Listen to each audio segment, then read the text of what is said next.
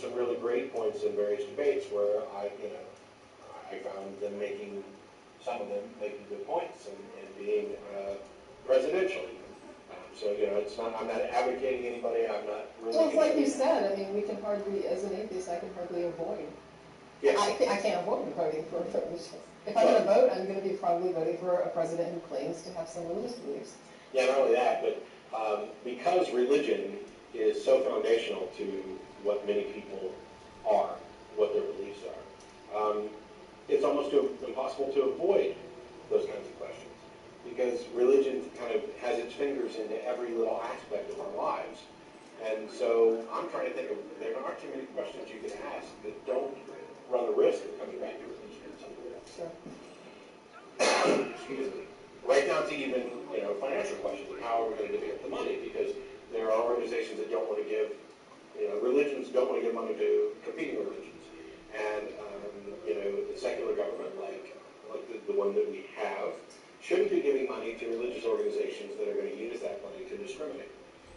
And so that's where that wall of separation comes. Sure. I don't want to soapbox too much. We got Jonathan in Arlington. How are you? Hey, I'm pretty good. You're on the line.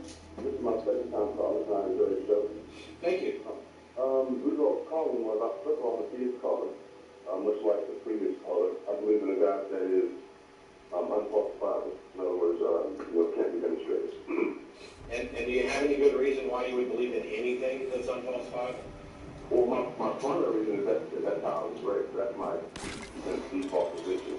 From there, from watching the show and doing research, I gradually transitioned from the fundamentals as far as holding the Bible and other God. I kind of transitioning to the middle, and before crossing over, I'm in this position of believing in an unfalsifiable God, if that makes sense.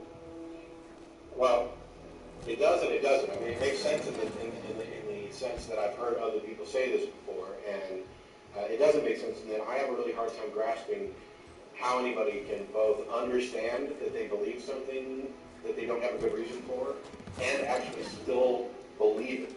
Well, my reason, that's the reason why I was indoctrinated, that's how I was indoctrinated in that belief. The reason why I still believe it is because, it provides hope, it provides happiness for me. Sure. That's a good reason.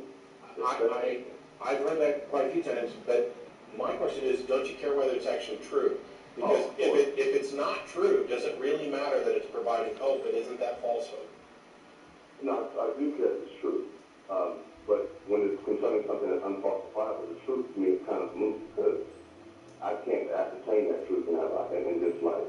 The belief that the God that I believe in is a God that is the creator of existence, that I will meet upon my death after I die.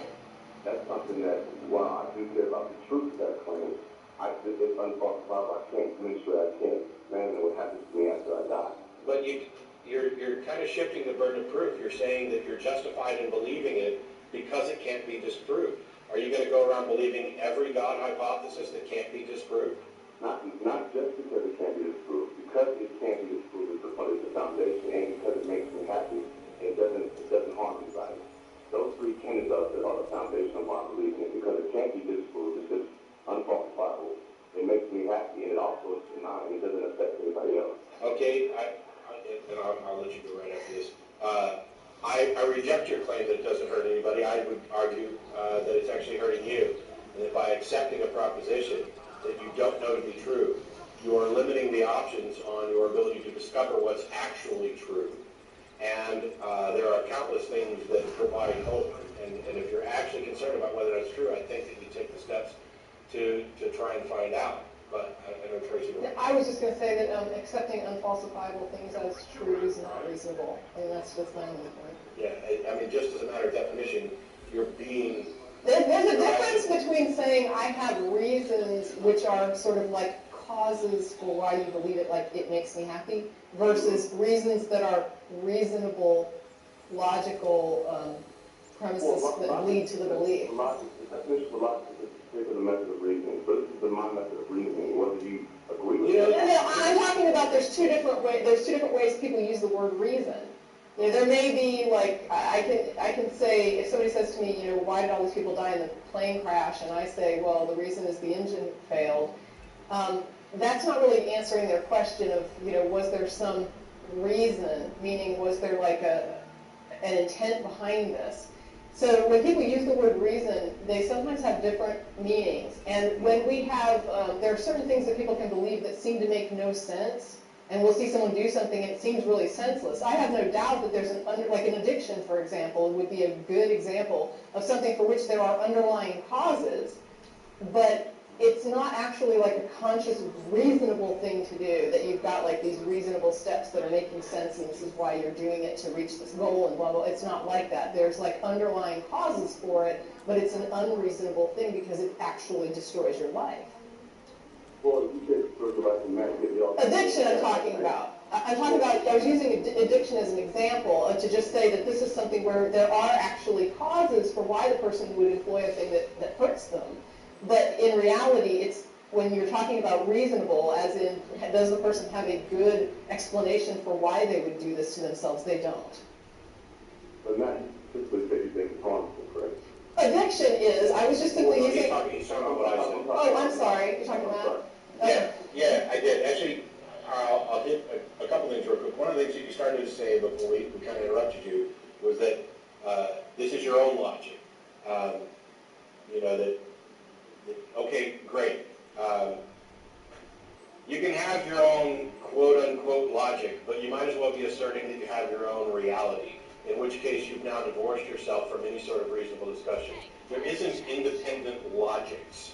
I don't have my logic and you have your logic. There's just logical reasoning, and there's just the truth, in the sense that we actually share truth and exist in the same universe. But where I'm saying that I find it harmful is you'd like to believe that the beliefs you hold don't affect anybody else and don't hurt anybody else. And I'd say that not only is that irrelevant if it's hurting you, but it's also untrue. Your beliefs don't live in a vacuum. Your beliefs have consequences. They affect your actions. They affect the decisions you make. And your decisions and your actions have consequences for yourself and for other people. You don't live as the only person on a planet. And so knowingly believing something that is irrational and trying to pretend that it doesn't affect anything is itself harmful, not to mention the harm that you're ignoring.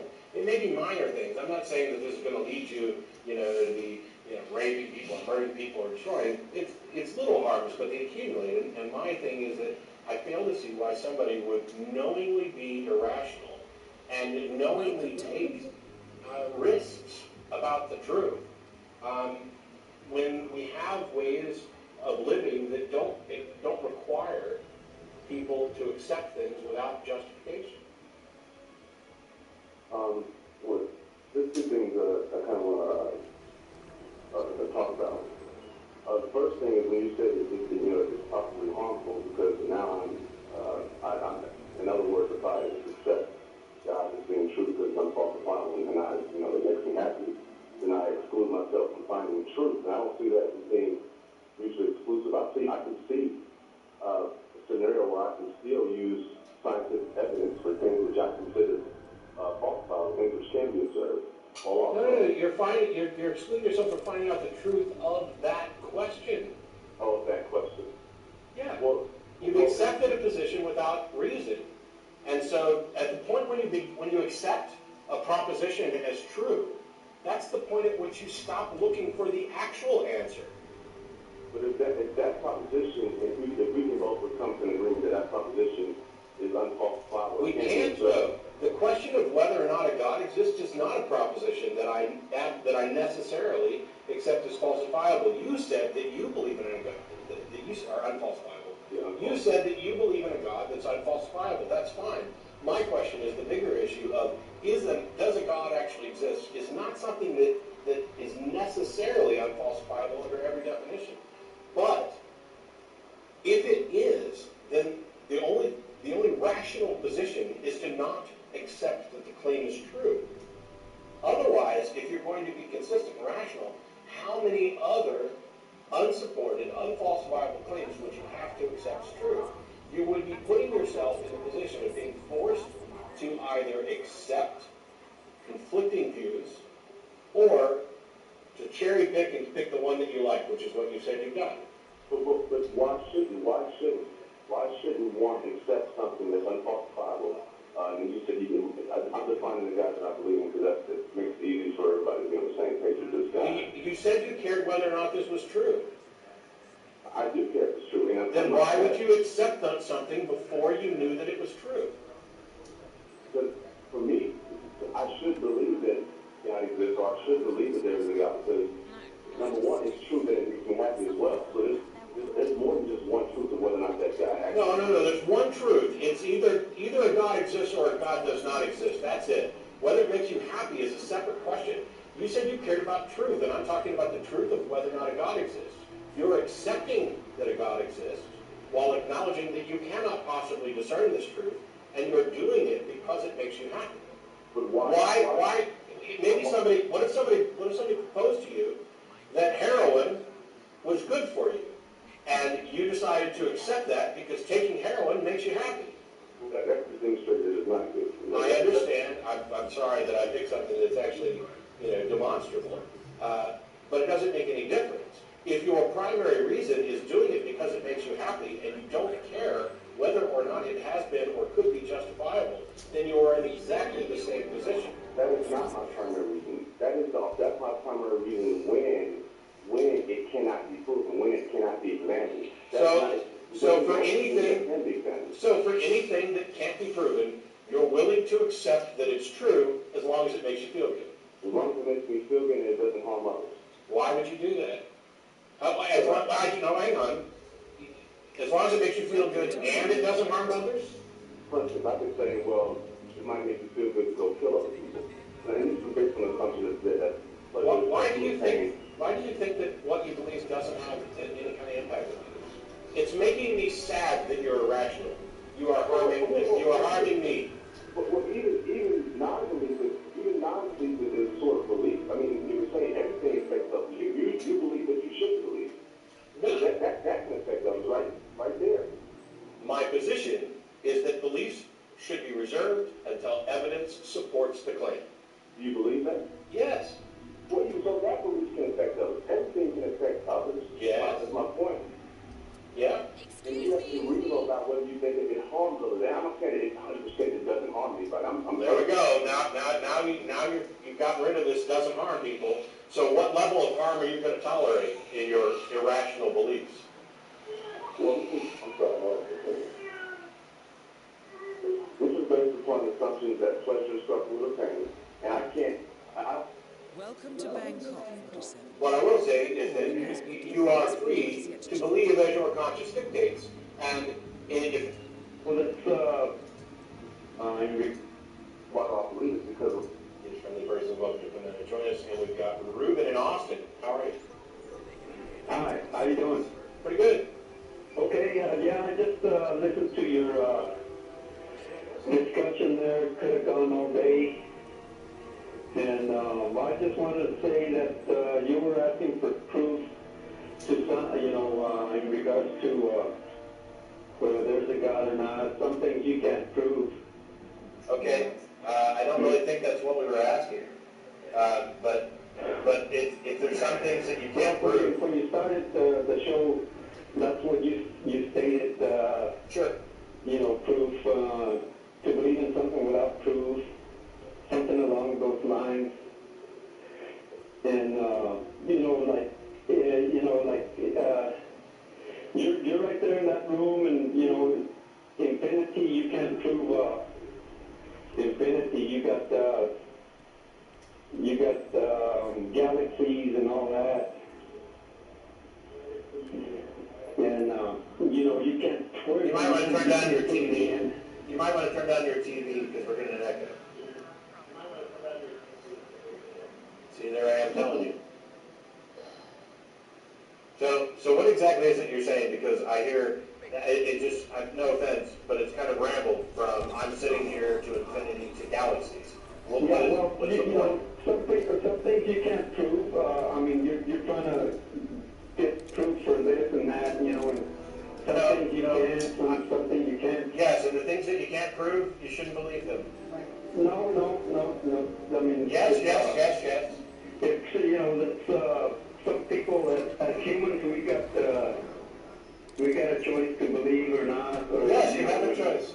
Well, to the extent that And if you experience one thing and another person doesn't experience it,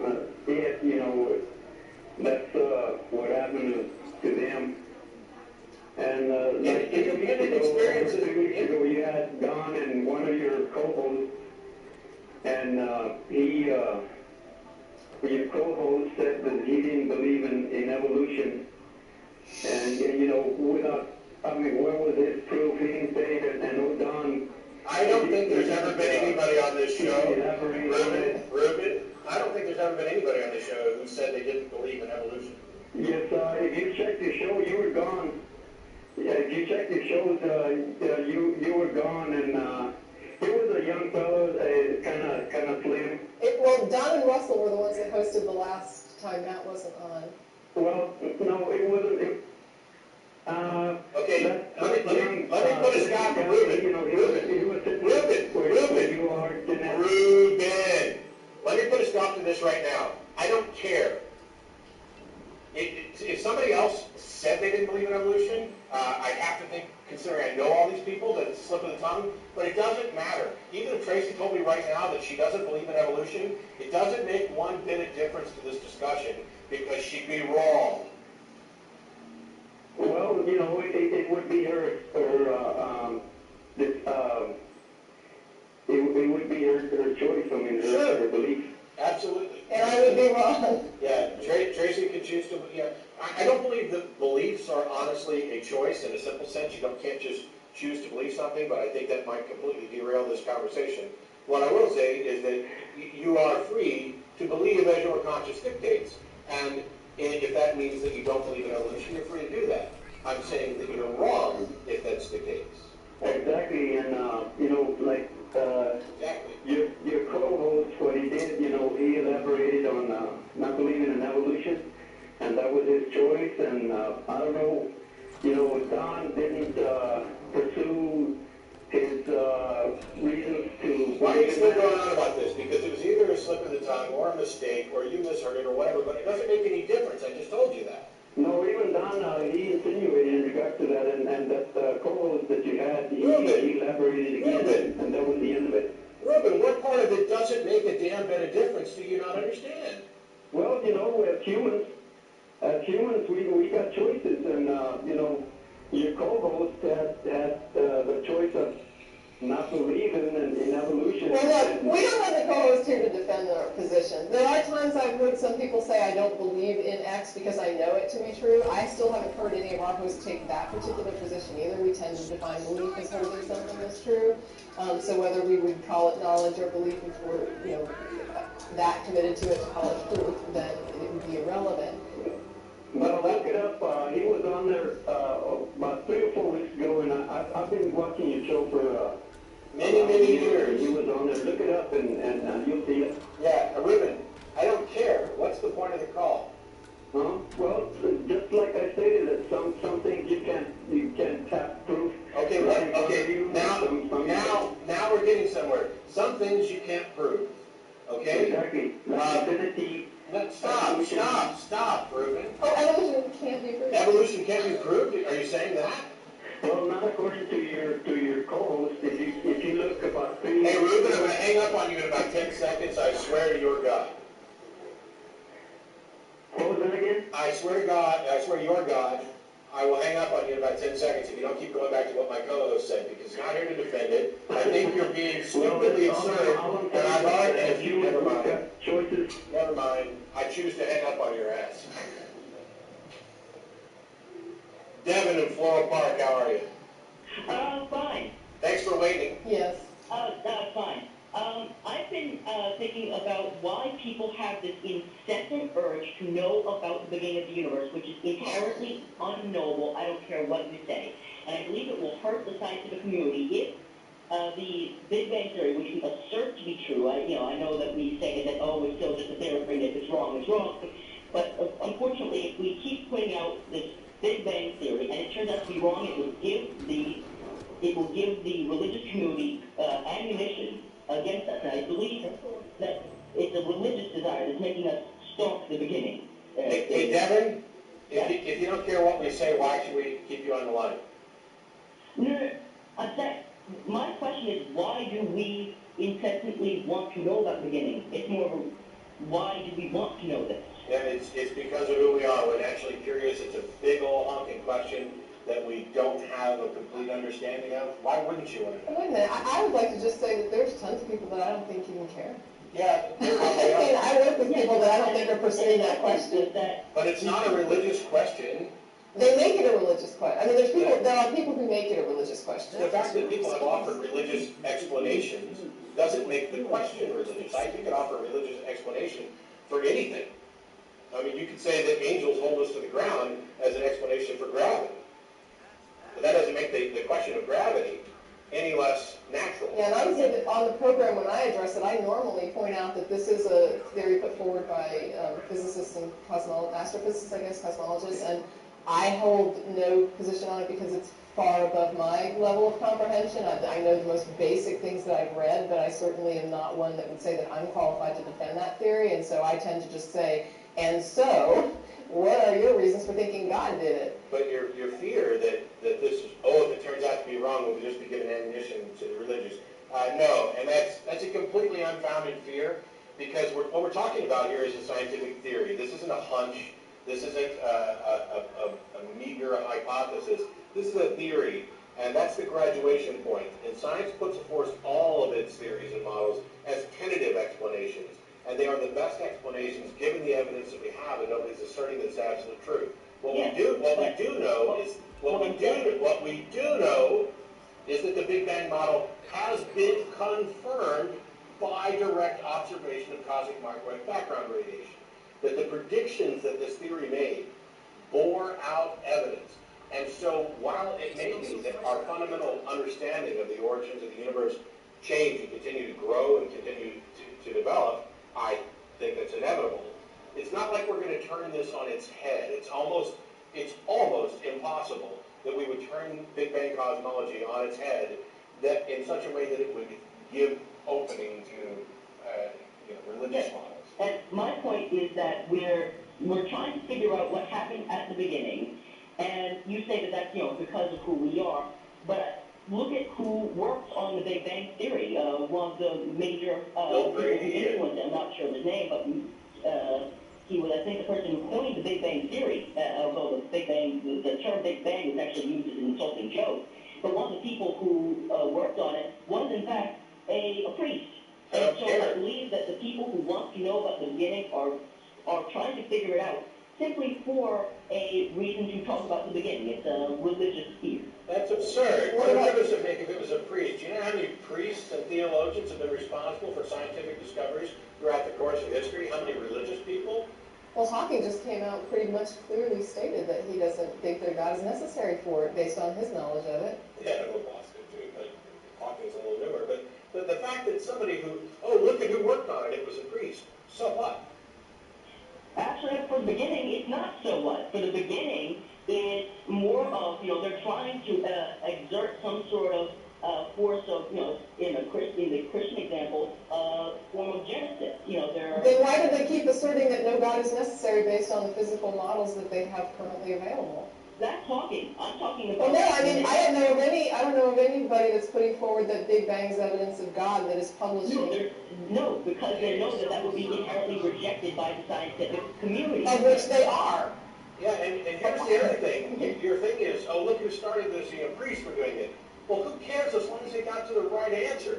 I don't care if their goal was to try and confirm Genesis. They failed. That's the point. They should be applauded for that. Yeah, but what I'm saying that it's irrelevant what happened at the beginning, and that trying to figure out what happened at the beginning is a waste of time. Why? We shouldn't really be trying to figure out the beginning. We should be trying to put our resources on something more practical. And if the Big Bang theory is by some means proven false, that will again give ammunition to the religious community. I respectfully disagree. In my opinion, you are tilting at absurd windmills, because I am of the opinion that no knowledge is a waste of time, and that this process of trying to understand our origins has led to some of the most amazing discoveries about physics and cosmology, which have benefited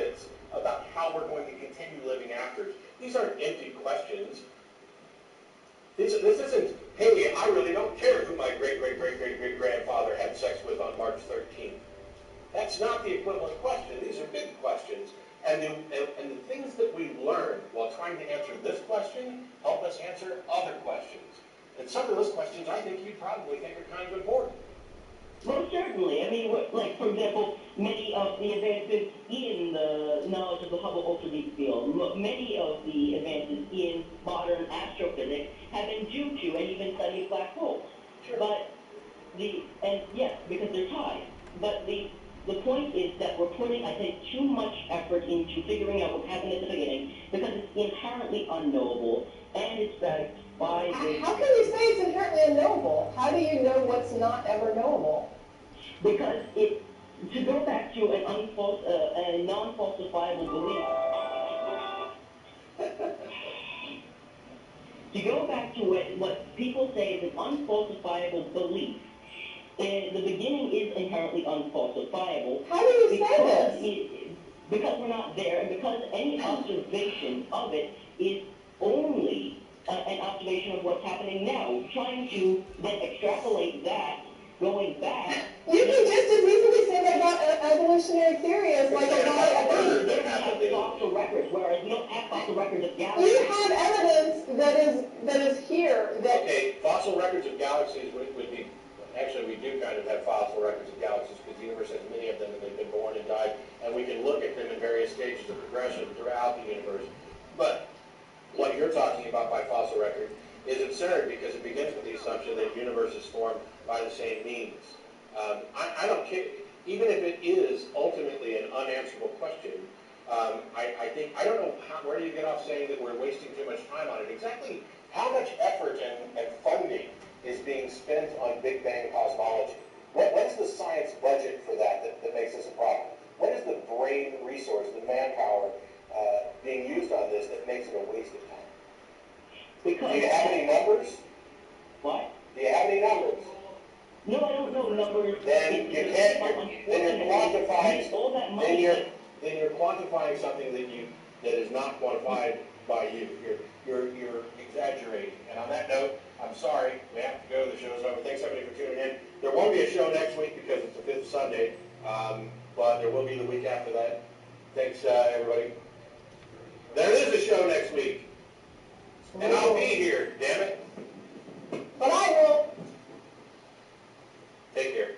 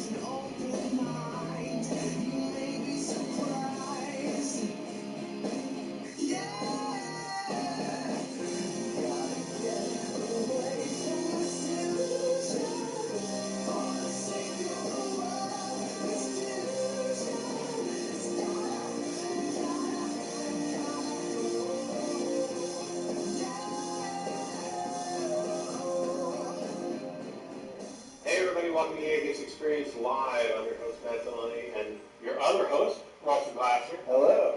We are live today. It is Sunday, January 29th, 2012. The Atheist Experience is a live public access television program sponsored by the Atheist Community of Austin. You can find out more about the ACA by visiting the website at www.atheist-community.org. There you'll find frequently asked questions page, information about how to contact us, our email, which is tv@atheist-community.org, and more about the shows and the events. Because there's more than one show. In addition to this program, we also sponsor a couple of audio-only podcasts, Godless Bitches, which I think is still recording on Tuesdays. maybe it's Tuesdays or Wednesdays, but it gets out there. And then nonprofits, which is supposed to be every Saturday, but those of you who follow it know that there wasn't one this Saturday. Actually, there won't be one for the next couple of Saturdays because I'm moving to the south side of Austin, and that'll kind of put a crimp in our ability to run it. And once the ACA building's finally up and loaded out with audio equipment, that shouldn't happen anymore. It should take an act of God to prevent us from And actually. that certainly won't happen. So there. We're golden after that. If you don't get through on the phone today or you don't want to, you can always send us an email at tv@atheist-community.org. We'll have the telephone number up for you shortly. You can also check out more announcements at the website. But we're going to start off because Russell wants to talk to us about truth. Hey, How you doing? I'm good. It's How are like you? been forever since you and I did Yeah, the the show. last time was the Ray Comfort episode. Yeah. And I never get to sit in this chair, and that means I never get to pick the topic. So today, I am picking the topic, which is... I'm going to sit here and pretend like I had anything at all to do with the show. Yeah. So actually, talking about stuff like truth and postmodernism and journalism, it seemed like a good idea to me, but then it seemed like something I'd already done before. So sure enough, I looked it up, and Matt and I did a show which I titled "To Tell the Truth." But then it was in 2006. So first I was like, Matt, we're old. And then I was like, well, 6 years is plenty of statute of limitation to hit the same topic again. So here we go. Considering we answer some of the same questions almost every week, Constantly. hitting one topic over the course of 6 years is Pretty good track record. really well. So a couple of weeks ago, the public editor of the New York Times posted something. It was on the website. I'm not sure if it was also on the editorial page. But Arthur S. Brisbane wrote something titled, "Should the Times be a Truth Vigilante?" Brisbane writes, "My question is what role the paper's hard news coverage should play with regard to false statements by candidates or by others. In general, the Times sets its documentations of falsehoods in articles apart from primary coverage. If the newspaper's overarching goal is truth, oughtn't the truth be embedded in its principal stories? In other words, if a candidate repeatedly utters an outright falsehood, I leave aside ambiguous implications, shouldn't the Times coverage nail it right at the point where the article quotes it?" That was actually a question from a reader, and Arthur Brisbane writes, "I'm looking for reader input on whether and when the New York Times news reporters should challenge facts that are asserted by newspapers they write about. One example mentioned recently by a reader, as cited in an Adam Liptak article on the Supreme Court, a court spokeswoman said Clarence Thomas had misunderstood a financial disclosure form when he failed to report his wife's earnings from the Heritage Foundation. The reader thought it not likely that Mr. Thomas misunderstood, and instead that he simply chose not to report the information."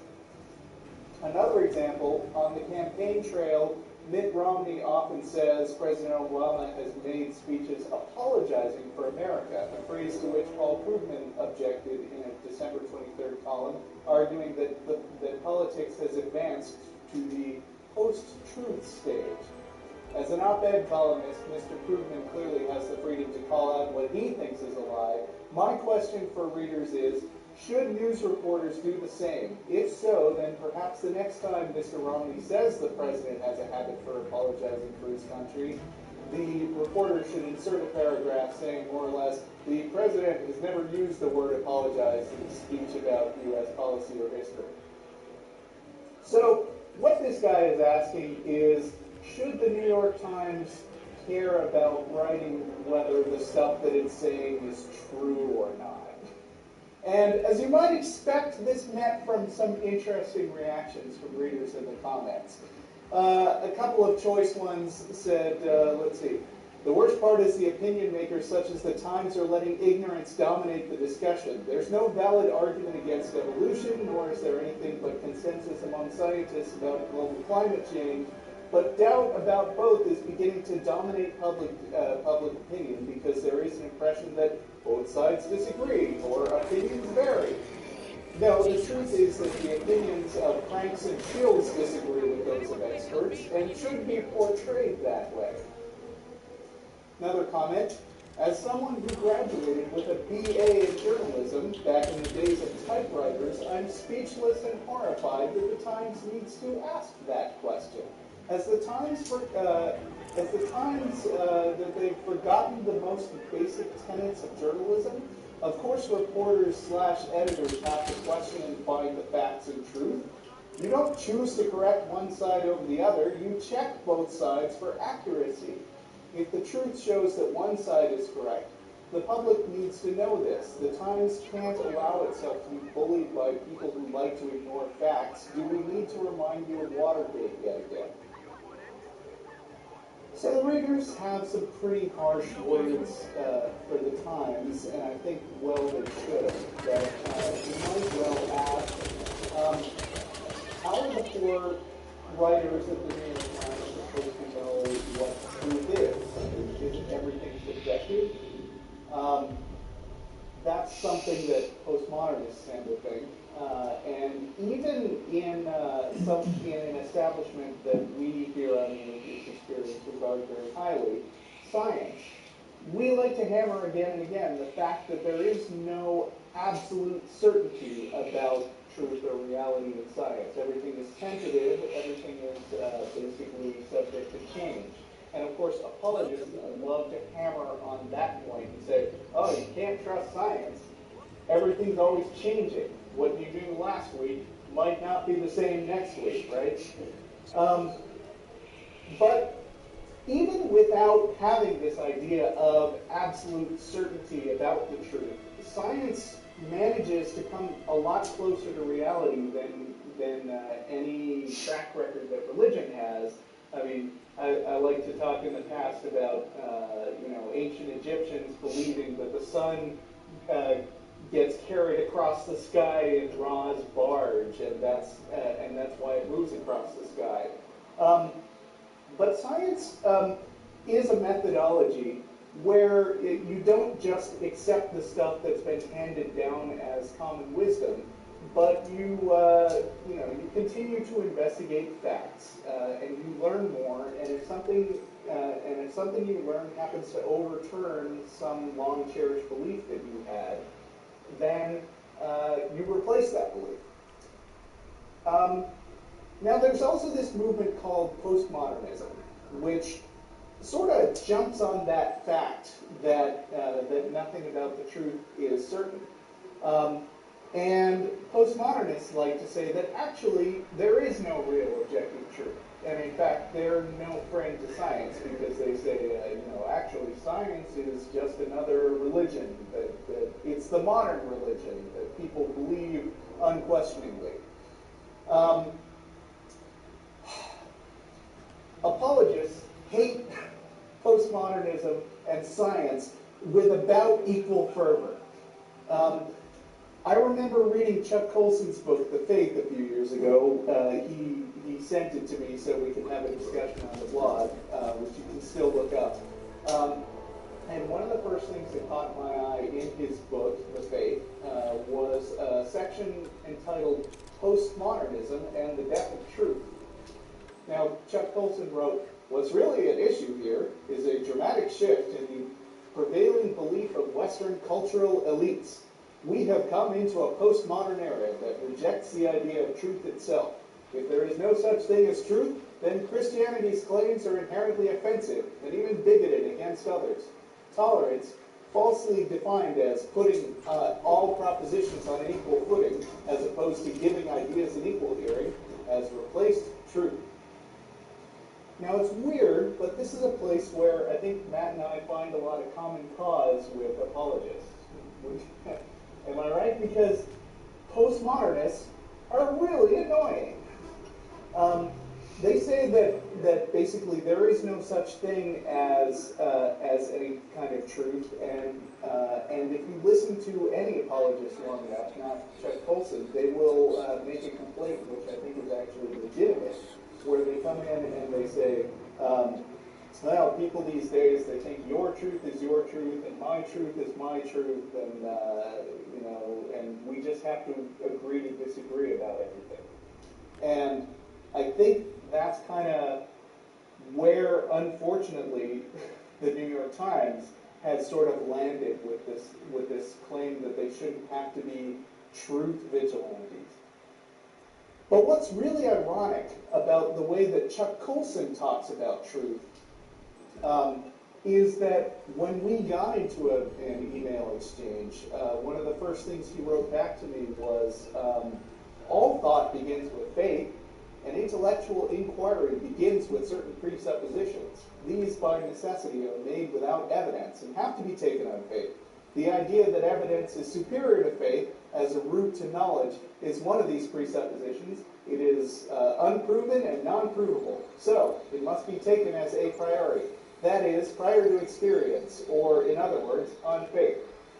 So Chuck Colson is concerned about what's true, but what he's really concerned about is getting back to this pre-science kind of truth, where you just decide ahead of time what's true, and you don't go looking for evidence. If you think that Ra pulls the sun across the sky, then you keep thinking that forever. It's not just ironic. Yeah.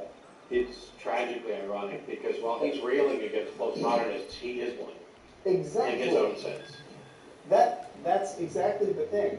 And this happens with a lot of evangelists. I mean, Matt, I'm sure you'll remember that when we talked to Ray Comfort, this bit came up in the conversation where Ray Comfort was confidently saying, you know, the reason people should listen to me is because you guys already say you don't know, insert your blank here, how the universe started.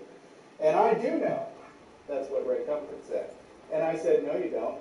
And he said, yes, I do. And I said, no, you don't. And it kind of went back and forth a little bit like that because Ray Comfort's shtick, like a lot of apologists, is to claim that truth is really important to him. But he's got a funny way of looking for truth. He just makes his decision about what's true, and then the evidence is not really an issue. In fact, we've had arguments before with like some more amateur apologists where we start talking about, well, like, what's your evidence for God? That's a common question on the show. And the apologists have been known to just make fun of that, saying, oh, evidentialism, that's your point of view.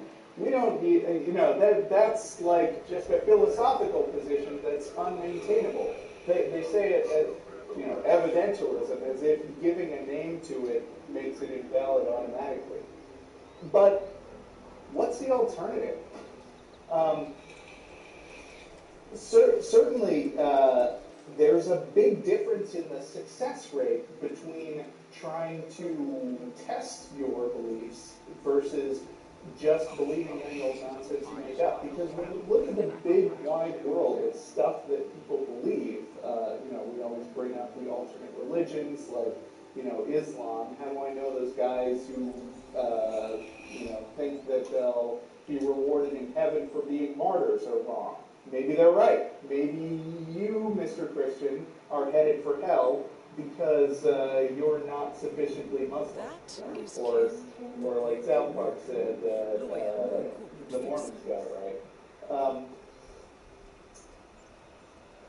If there's no alternative to faith, then, like Matt said, we're right back in the position of dealing with postmodernists, for people who think that they're talking about absolute truth.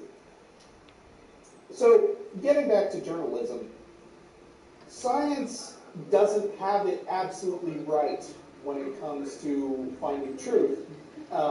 But what they've done is they've come up with the best methodology that anybody has ever come up with for discovering realities about the universe and finding out incredible stuff about the universe that we live in. And they do it by being open to criticism all the time, by forthrightly stating, well, our best evidence points here, but then being ready for new evidence to come in and being ready to issue a correction, so to speak.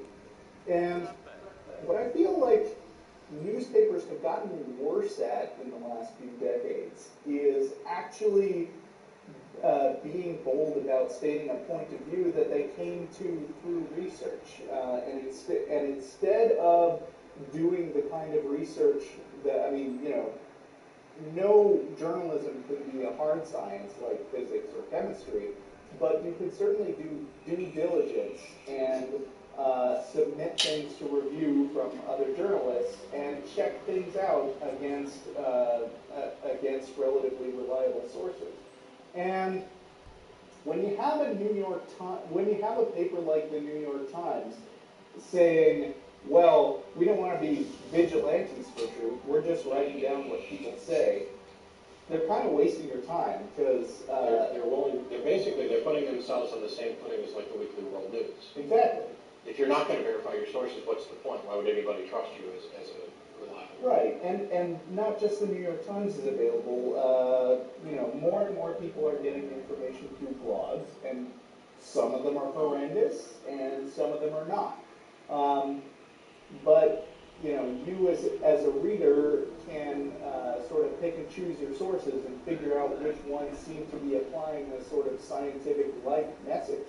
And I would hope that the reason that the New York Times expects to be one of the dwindling few sources that's actually paid to uncover this stuff for you is that they do it better than anybody else. Because I don't need the New York Times to report what a candidate says, because anybody with an iPhone can do that. So, as here on the Atheist Experience, we're always very concerned about figuring out what's real. We're always asking what people believe and why, and that why is very important, and it seems to be something that newspapers are unfortunately losing sight of. Cool. Well, we're going to go ahead and start taking callers. As a reminder, since I didn't mention announcements, after the show's over, we'll be together for dinner at El Arroyo at 5th and Campbell. I'm sure they'll pop the address up on the screen as soon as they realize I finally woke up and mentioned it. There it is. Any atheist or atheist-friendly person is welcome to come to that event or any of our other events. You don't have to be a member. But please don't come down and make a scene, create a fuss, whatever. We got a bunch of callers on the line and only like 40 minutes or so, at 38 and a half or something like that. So let's get started with Artie and Charlotte. How are you? Hey, good. How are you guys doing? Pretty good. How are you? Good, good. Hey, I'm not going to take up a whole lot of your time because I'm an atheist and agnostic as well. And but I just wanted to run something by you. I was listening to a debate between Mike Licona and Richard Carrier. Mm-hmm. And one of the things that Mike Licona said was that the appearance of Jesus to Paul and to the apostles was proof of the resurrection. How can you call something proof if you can't confirm it happened at all? Well, right. And it's interesting that Russell is on today because I've heard him make reference to Bruce Adams' Hitchhiker's Guide, where he talks about the vote arms and transmitting their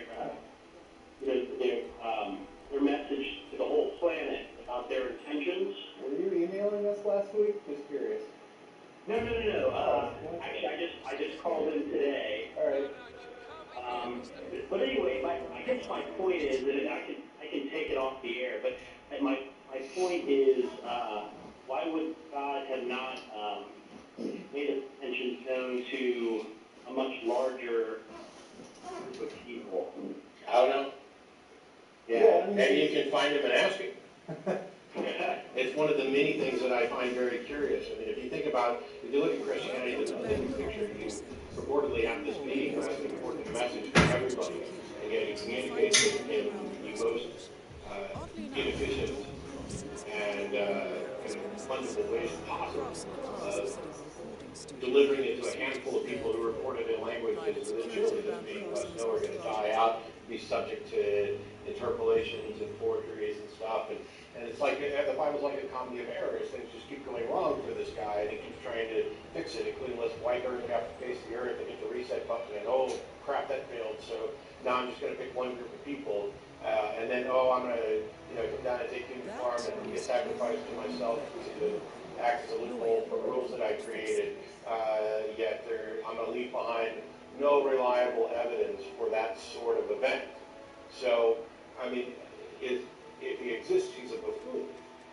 I mean, there's no, I'm sure I'm going to irritate a bunch of Christians of, you're placing yourself above God. You bet your ass. I'm way above the guy that your book describes, both with regard to my moral positions and I'd have to say intellect.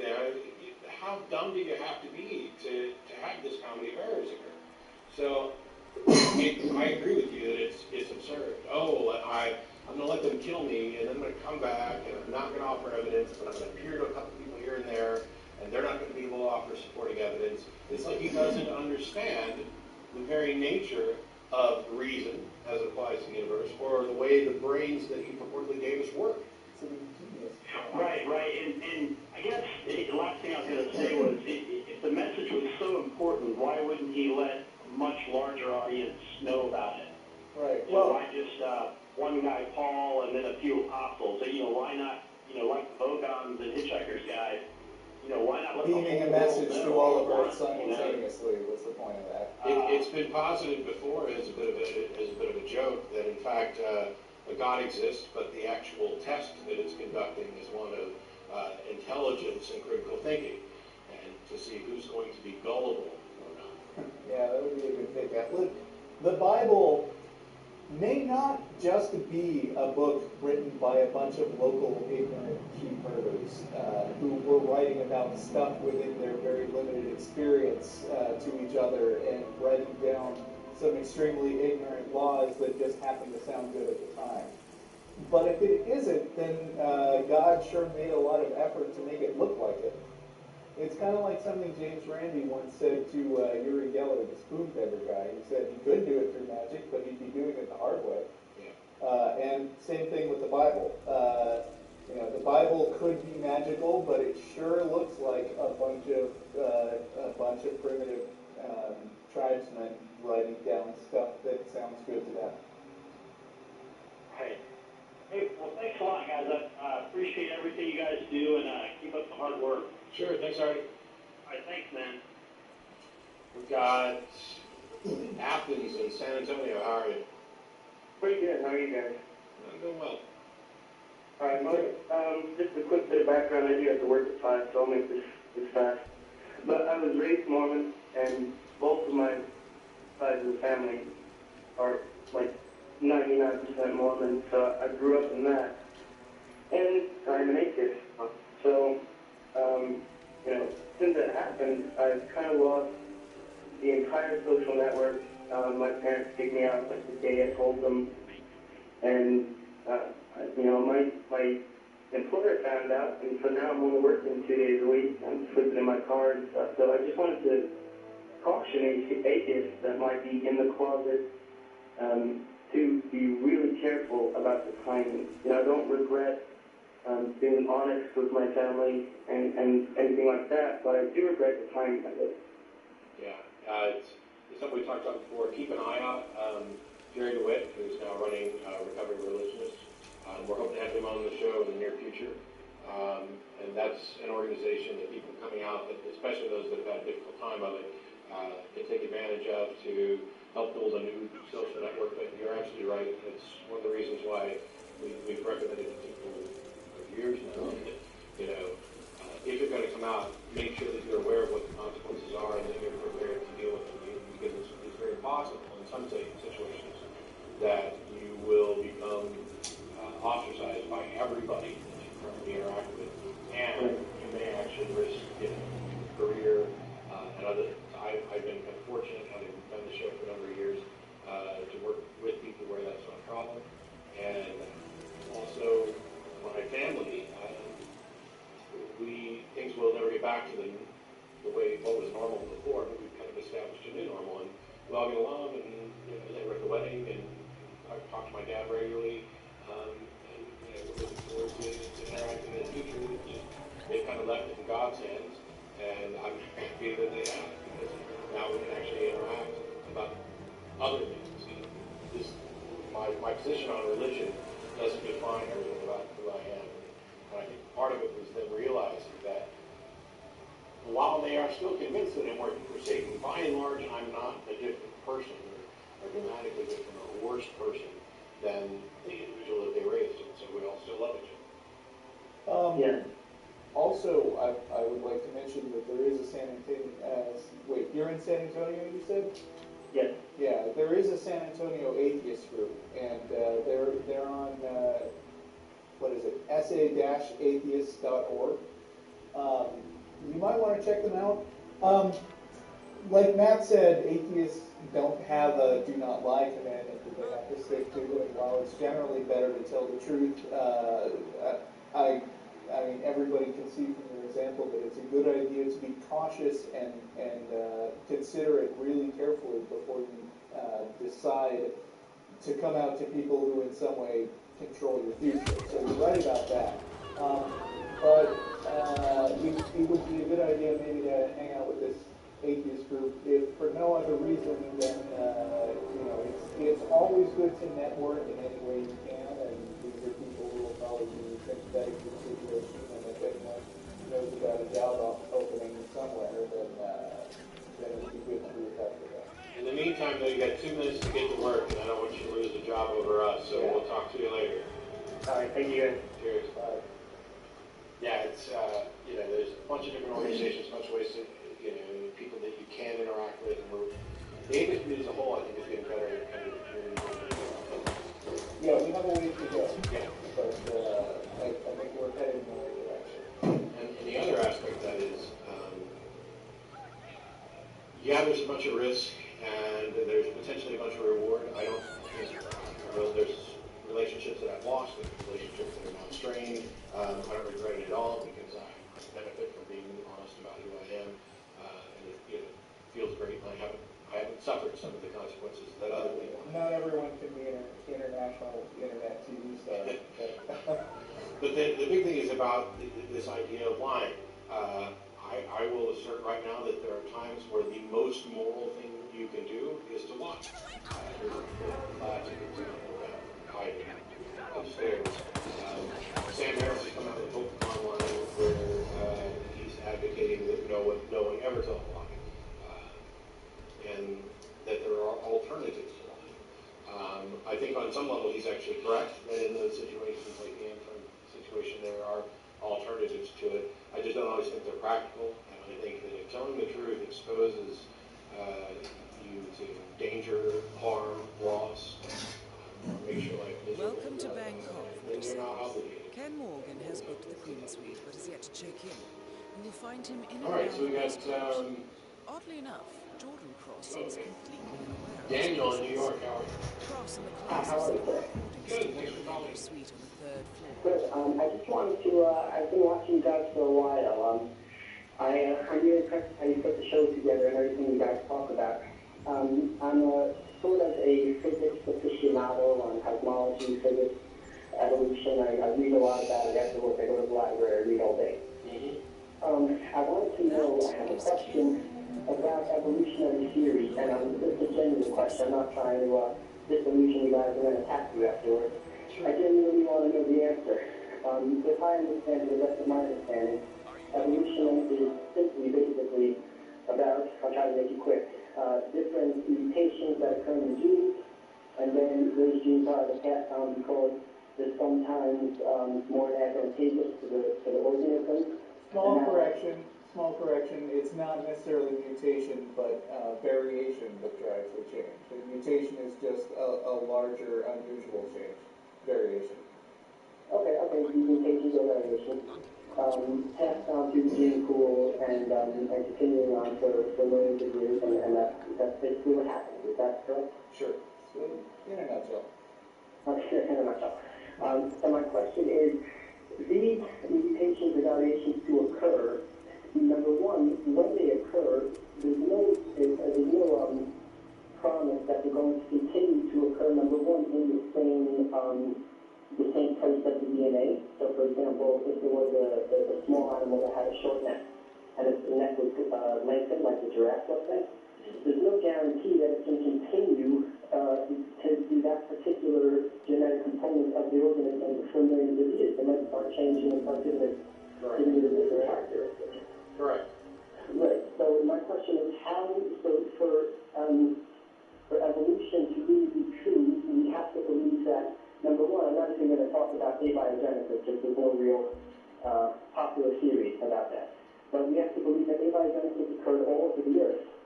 And then all those organisms consistently, advantageously continued to evolve up until this day. Is that correct? No. No.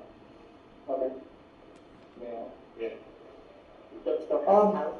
There's not an assumption that there's not an assumption that variation will be only in the good direction. If you look at people, for instance, we're all somewhere around 5, 6 feet tall when we get older. Some people are anomalies. There's a few outliers that are like 4 feet tall, and there's a few people that are like 7 or 8 feet tall, right? But there's nobody who's like 2 inches tall. You see what I'm saying? So, okay, so when there's variation around a central point. You know what a bell curve is, right? Yeah. Okay, so the key thing to understand is that individuals don't evolve, but populations evolve. And so let's say that it's, for some reason, it's good to be taller, and it's dangerous to be shorter for some reason. It might not be very dangerous. It might just be that someone who's 6 feet tall has a 1% greater survival rate than someone who's 5 feet tall. You with me so far? Yeah. Okay, if that happened, not all the 4 foot tall people would die, right? But what would happen is that the 4 foot tall people would tend to die slightly earlier, and there would be very slightly, more 6 foot tall people who happen to make it to childbearing age and pass on their genes. And what happens is that children tend to resemble their parents. So if you're the child of a taller parent, you're more likely to be closer to that 6 foot mark than to that 4 foot mark. So over a number of years, what will happen is that the population of humans as a whole will maybe drift up a centimeter at a time. But then you spread that out over, millions of years, and what you have is a drift that eventually, reaches an equilibrium point, or if it turns out that being taller is always better, which it's generally not, then over millions of years they'd eventually grow to be 10 feet tall or whatever. In other words, it doesn't rely on one lucky mutation, and it doesn't rely on everybody mutating the same way. What it relies on is a gradual drift in features where children resemble their parents, and because the ones with disadvantageous features die slightly earlier on average, the drift goes in the right direction. And actually, if I can kind of continue real quick, the point that I was objecting to was your claim that there needed to be multiple abiogenesis events happening all over the earth. That's not necessarily true. And actually, the current thinking is that there was a single event, or at least the current tree of life has spawned from a single event or a single pool of multiples happening in there.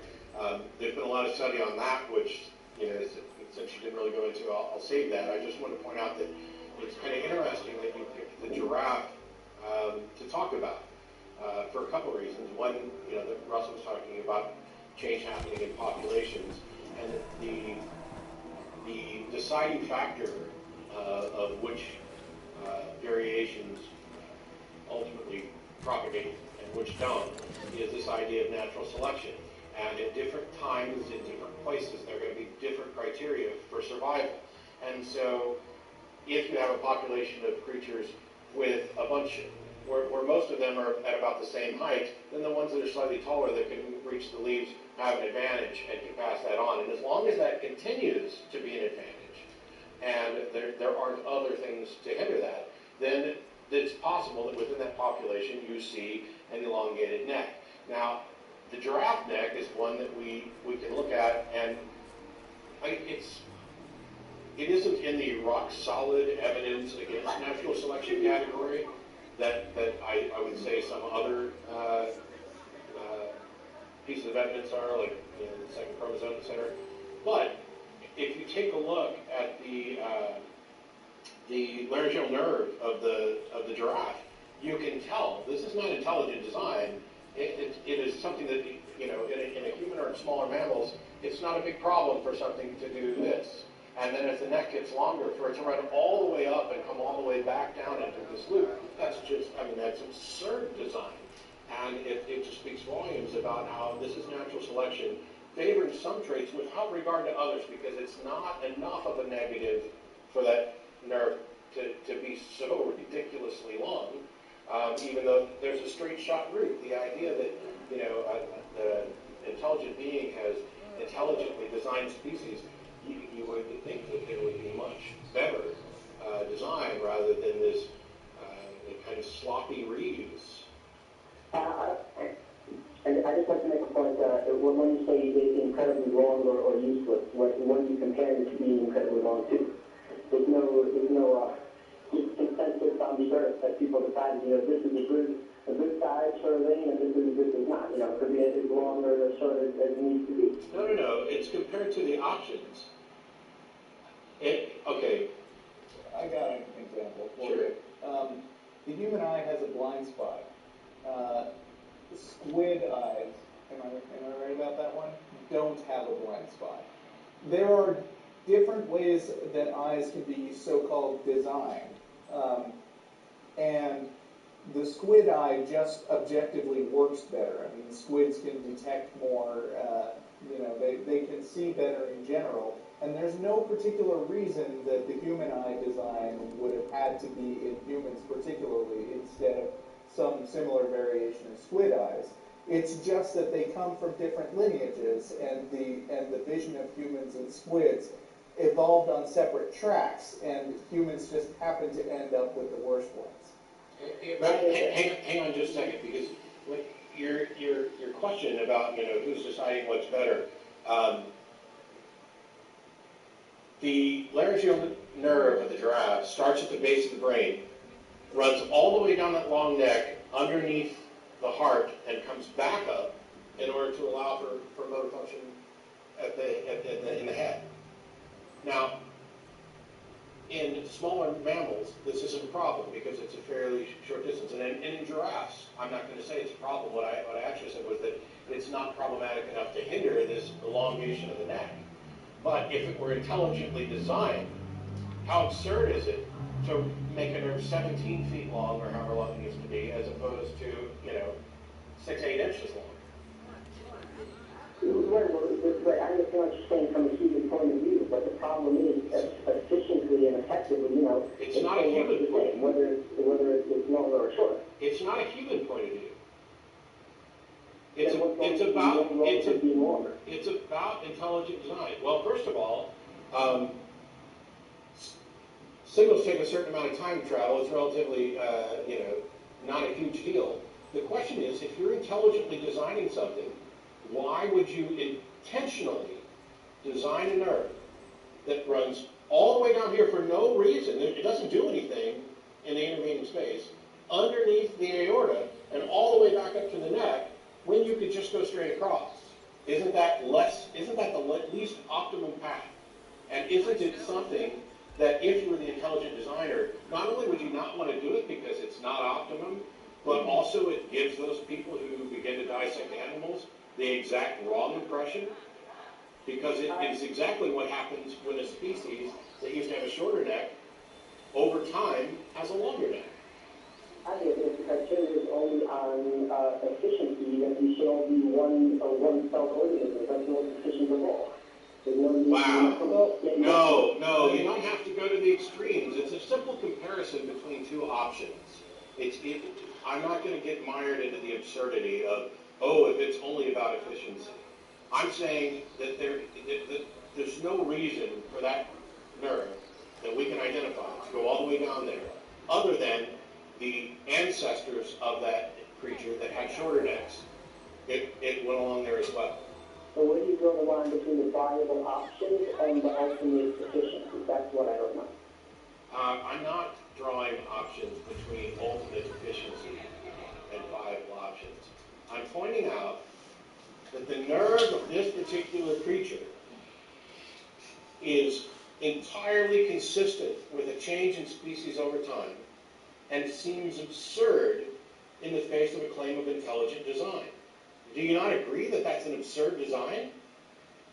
Right, I mean, I'd like to spec on the point as to what perspective I'm taking from you saying good, you know, efficiency is the criteria they put out. I'm not limiting it to a single, do you agree that that would be an absurd design? Only in regards to efficiency, you want to make it be from point A to point B in the shortest amount of time, yes. But there's no need for it to be quickly. Well, the point is that people introduce intelligent design into conversations by saying, look, everything is so brilliantly, is so perfectly made that some intelligence deciding how everything should be laid out must be it. I mean, is the only possible explanation. Evolution is an explanation that people have figured out is, based on various lines of evidence, is probably the way things did actually happen.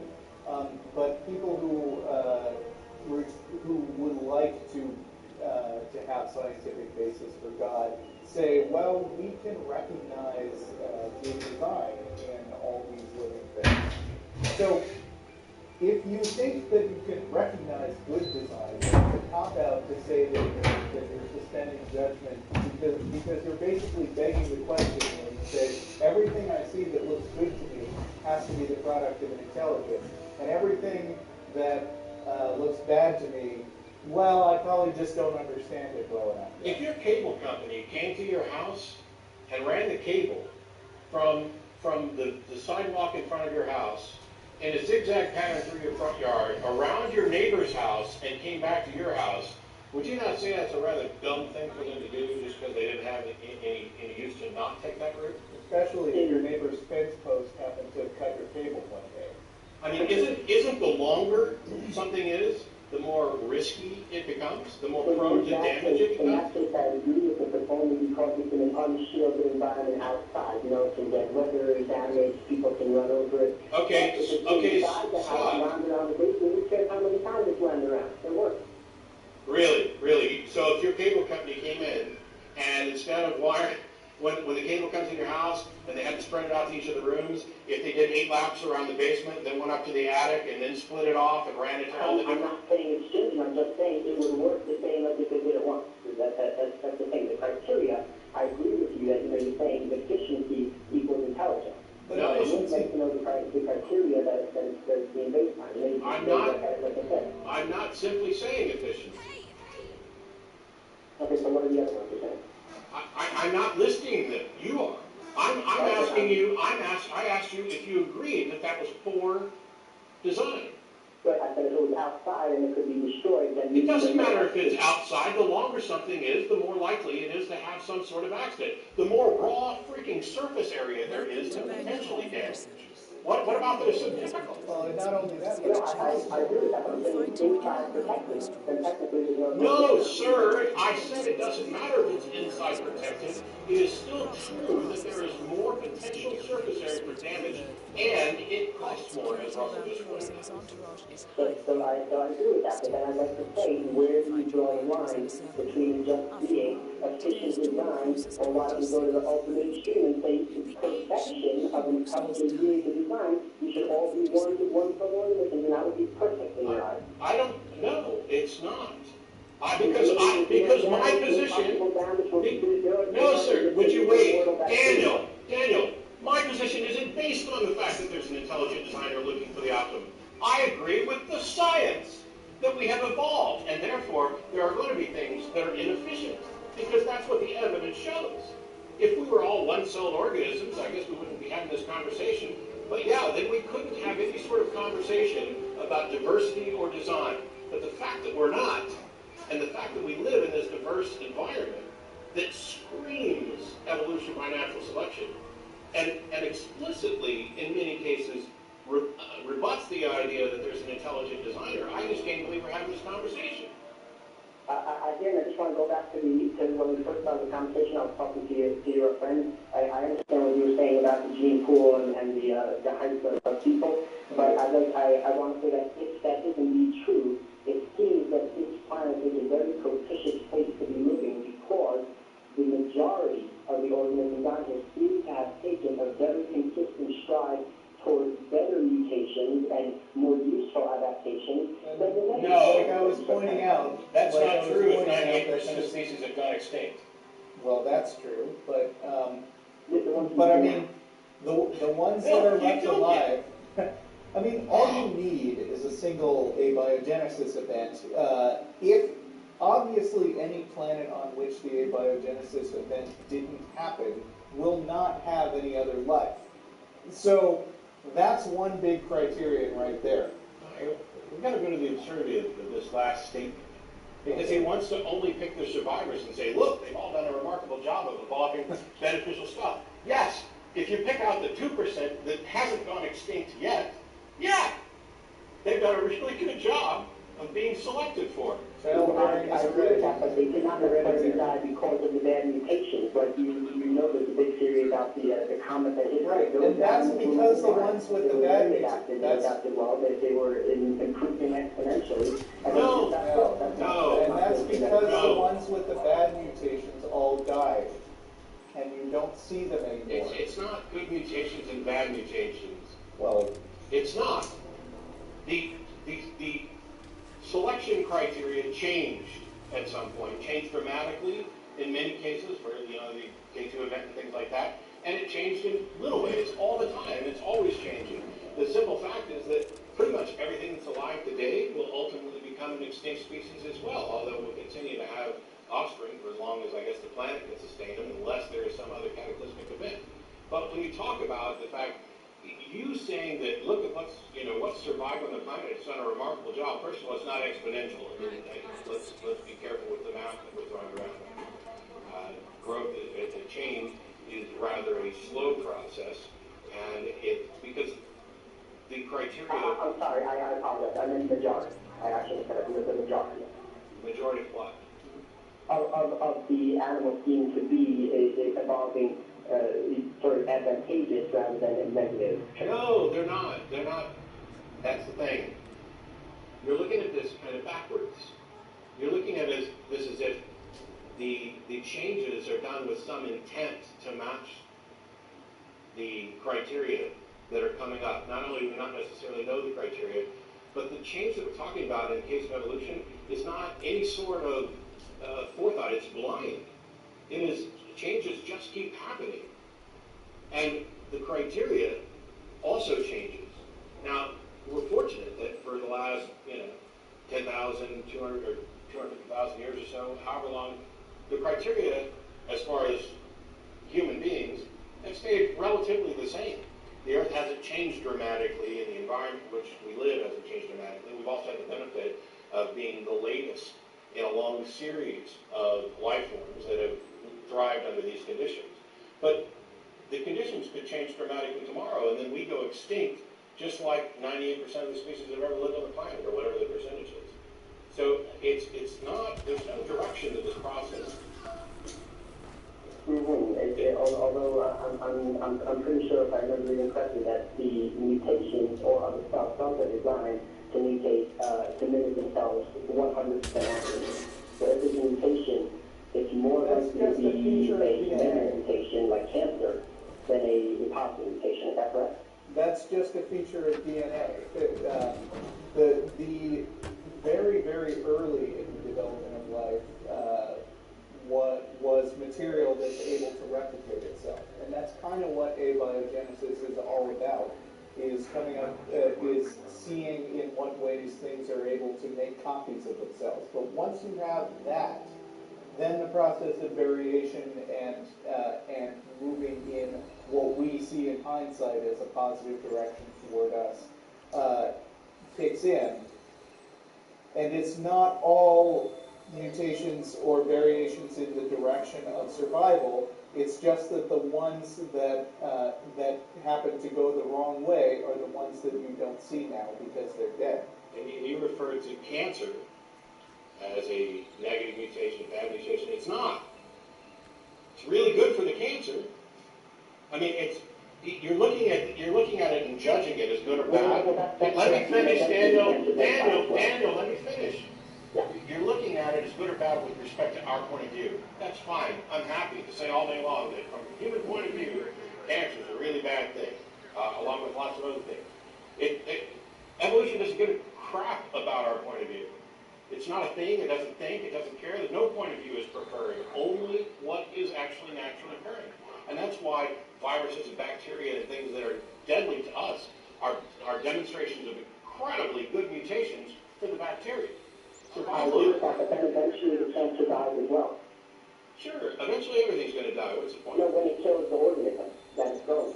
Well, okay. Cancer's an exception because cancer's not a living separate thing. It's a mutation of cells within us. Cancer's a problem with our own, genetic development. That's what I mean. Like, genetic development can sometimes cause problems more than advantage. No, cancer doesn't count. It's not a separate life form. You're comparing apples and oranges. It's a mutation of disease of our cells. Yes, but it's not an organism or an entity unto itself. It is a problem with our genetic code.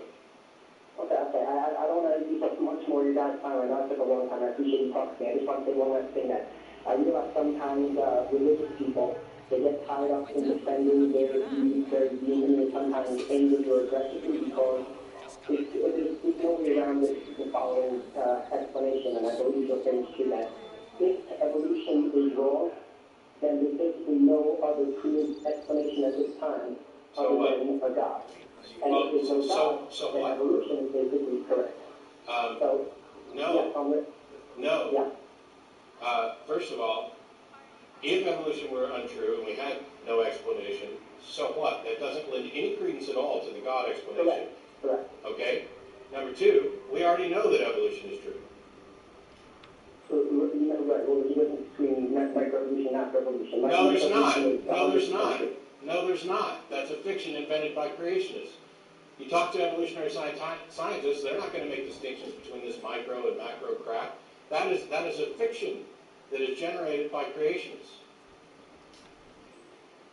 Okay, I hear, but the point I brought up by saying whether evolution and theology, why they clash so often. Yeah, it's because the theologians are positing something for which they have no evidence. Right. So I'm not asserting that even if evolution was proved wrong, that proves God. No. But I am saying the amazing complexity. If evolution was proved wrong, it would be a real problem to explain. No, it's not. Some type of intelligence. But apparently, no, it's not. It's not hard to explain without some kind of evidence, without some kind of intelligence. It's not. Prove it wrong. It would be this. Okay, first of all, wow. The intelligence apparently would not need any kind of explanation as far as you're concerned, right? If we found out that there was a God tomorrow, you wouldn't say to yourself, gosh, here's an incredibly big, complicated mind that's more complex than anything else on the earth. Better come up with a scientific reason where that came from. Complexity is not a factor in recognizing design. Sorry to say. I've heard that before, but I don't want to get into the essence of what the mind of God could really be. That's not part of what we can discuss. Right, because you'd rather make up an explanation that would be that they are basically. But this is the ultimate theory. This is what the ultimate theory. No, it's not a theory. It's not a theory. It's not an alternate anything other than wild-ass assertion. A theory. I should say ideologies. Just like these two ideologies are the ultimate, as in, for example, in physics, string theory, as I'm sure you're aware of, is basically the ultimate theory. It combines, all the components. I'm not convinced that string theory actually counts as a theory yet, and I don't want it to get off on a tangent about that because it's irrelevant to this discussion. The fact of the matter is that evolution is a scientific theory, and the creationist assertions, or even the theistic assertions, are just wild-ass assertions without supporting evidence. There's a distinction there. We don't get to label that a theory. We barely get to label that a wild-ass guess. Okay, so what my point I'm trying to make is that the theologians, sometimes they don't realize that they have so much invested in this ideology that they start personally defending it.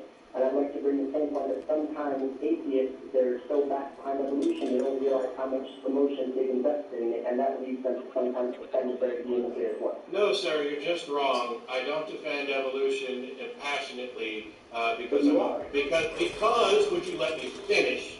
Sure. I don't do it because I'm emotionally invested in evolution. I do it because I'm passionate about the truth, and I am outright just flabbergasted by the amount of the number of people who assert things without evidence and want to try to claim that their view is just as valid as anybody else's, and you can't prove me wrong, so ha ha ha. Well, I actually give a shit about whether or not something's true, and the theists don't. I agree with that, and during this whole conversation, I never once asserted that God is true or that you have to believe in him or anything. I didn't say you did. I never said you did. Right, I'm just saying that. Are you just trying to get points at the end for not doing something? I'm sorry? Are you just trying to earn points at the end for not doing something? You believe in a God, right? No, I'm not trying to earn points. I was just trying to make the point that you see how just like religious people, they have a lot invested in it. And that's why they said that, it's not just another debate that you're wrong. Sit over drinking tea. You're wrong, sir. You're wrong, sir. You're confusing passion with defending something and extrapolating to the basis of that passion. Religious people are often fervent in defending their beliefs, but they've accepted those beliefs for no good reason, and they cannot defend them. This is akin to you calling my mother a whore and me saying, no, that's not true, and you say, well, you can't prove me wrong because you weren't sleeping with her. Unfortunately, we're completely out of time, and we'll try to work maybe towards truth next week. Thanks so much for the call. We'll see how someone gets there. Bye-bye. Have a good night, guys. Bye-bye.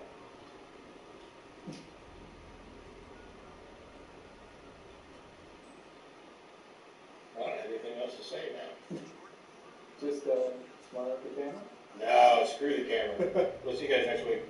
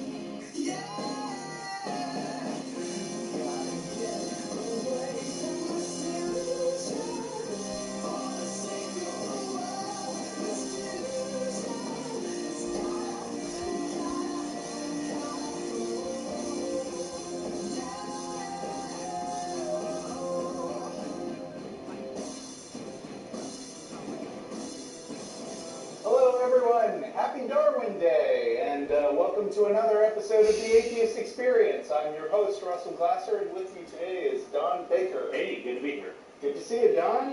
You're going to be talking to us about the failure of the Second Coming today, another in your incredibly popular Failure of Things series. Know your thing. Today is Sunday, February 12th, 2012. It is Darwin Day, which I understand is kind of randomized in the same way that President's Day, but today is the actual birthday of Charles Darwin, so go Chuck. We are a live call-in public access atheist television show based in Austin, Texas, dedicated to promoting positive atheism and the separation of church and state. We're also available through live streaming video at ustream.tv. The official Atheist Experience website is www.atheist-experience.com. And we're sponsored by the Atheist Community of Austin, a nonprofit organization that you can find at www.atheist-community.org. You can provide feedback by commenting on the official show blog at freethoughtblogs.com/AXP. Or you can email us at tv@atheist-community.org. Check out our other regular shows, which you can also see via the ACA website, The Nonprofits and Godless Bitches, If you enjoyed the show today, please come join us for dinner after the show, beginning around 6 at El Arroyo on 1624 West 5th Street here in Austin. And I just wanted to mention, for the record, that today in the studio audience we've got, I think, the most foreigners that we've ever had at one time. We've got a couple from Perth, Australia, hi guys, and a guy from Montreal. Yay! And so they came all the way down here. They had dinner with us. And that's right.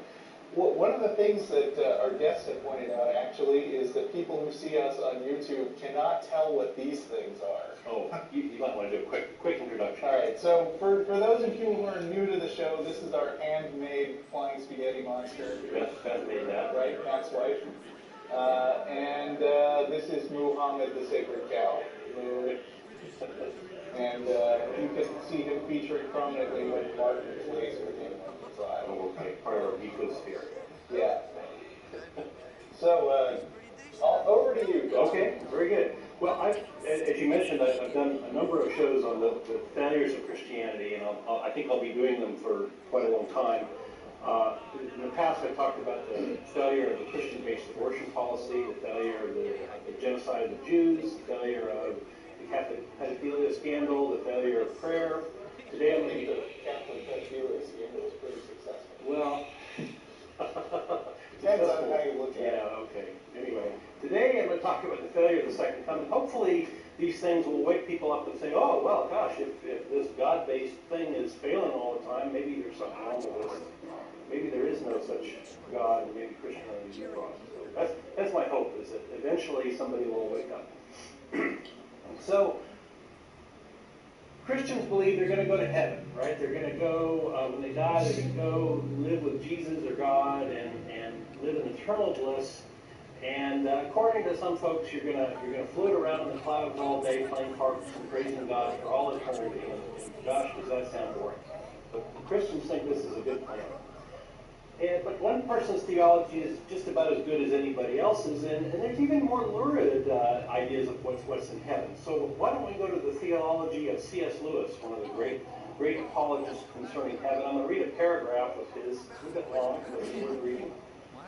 One point must be touched on, because though I kept silence, it would be nonetheless present in most readers' minds.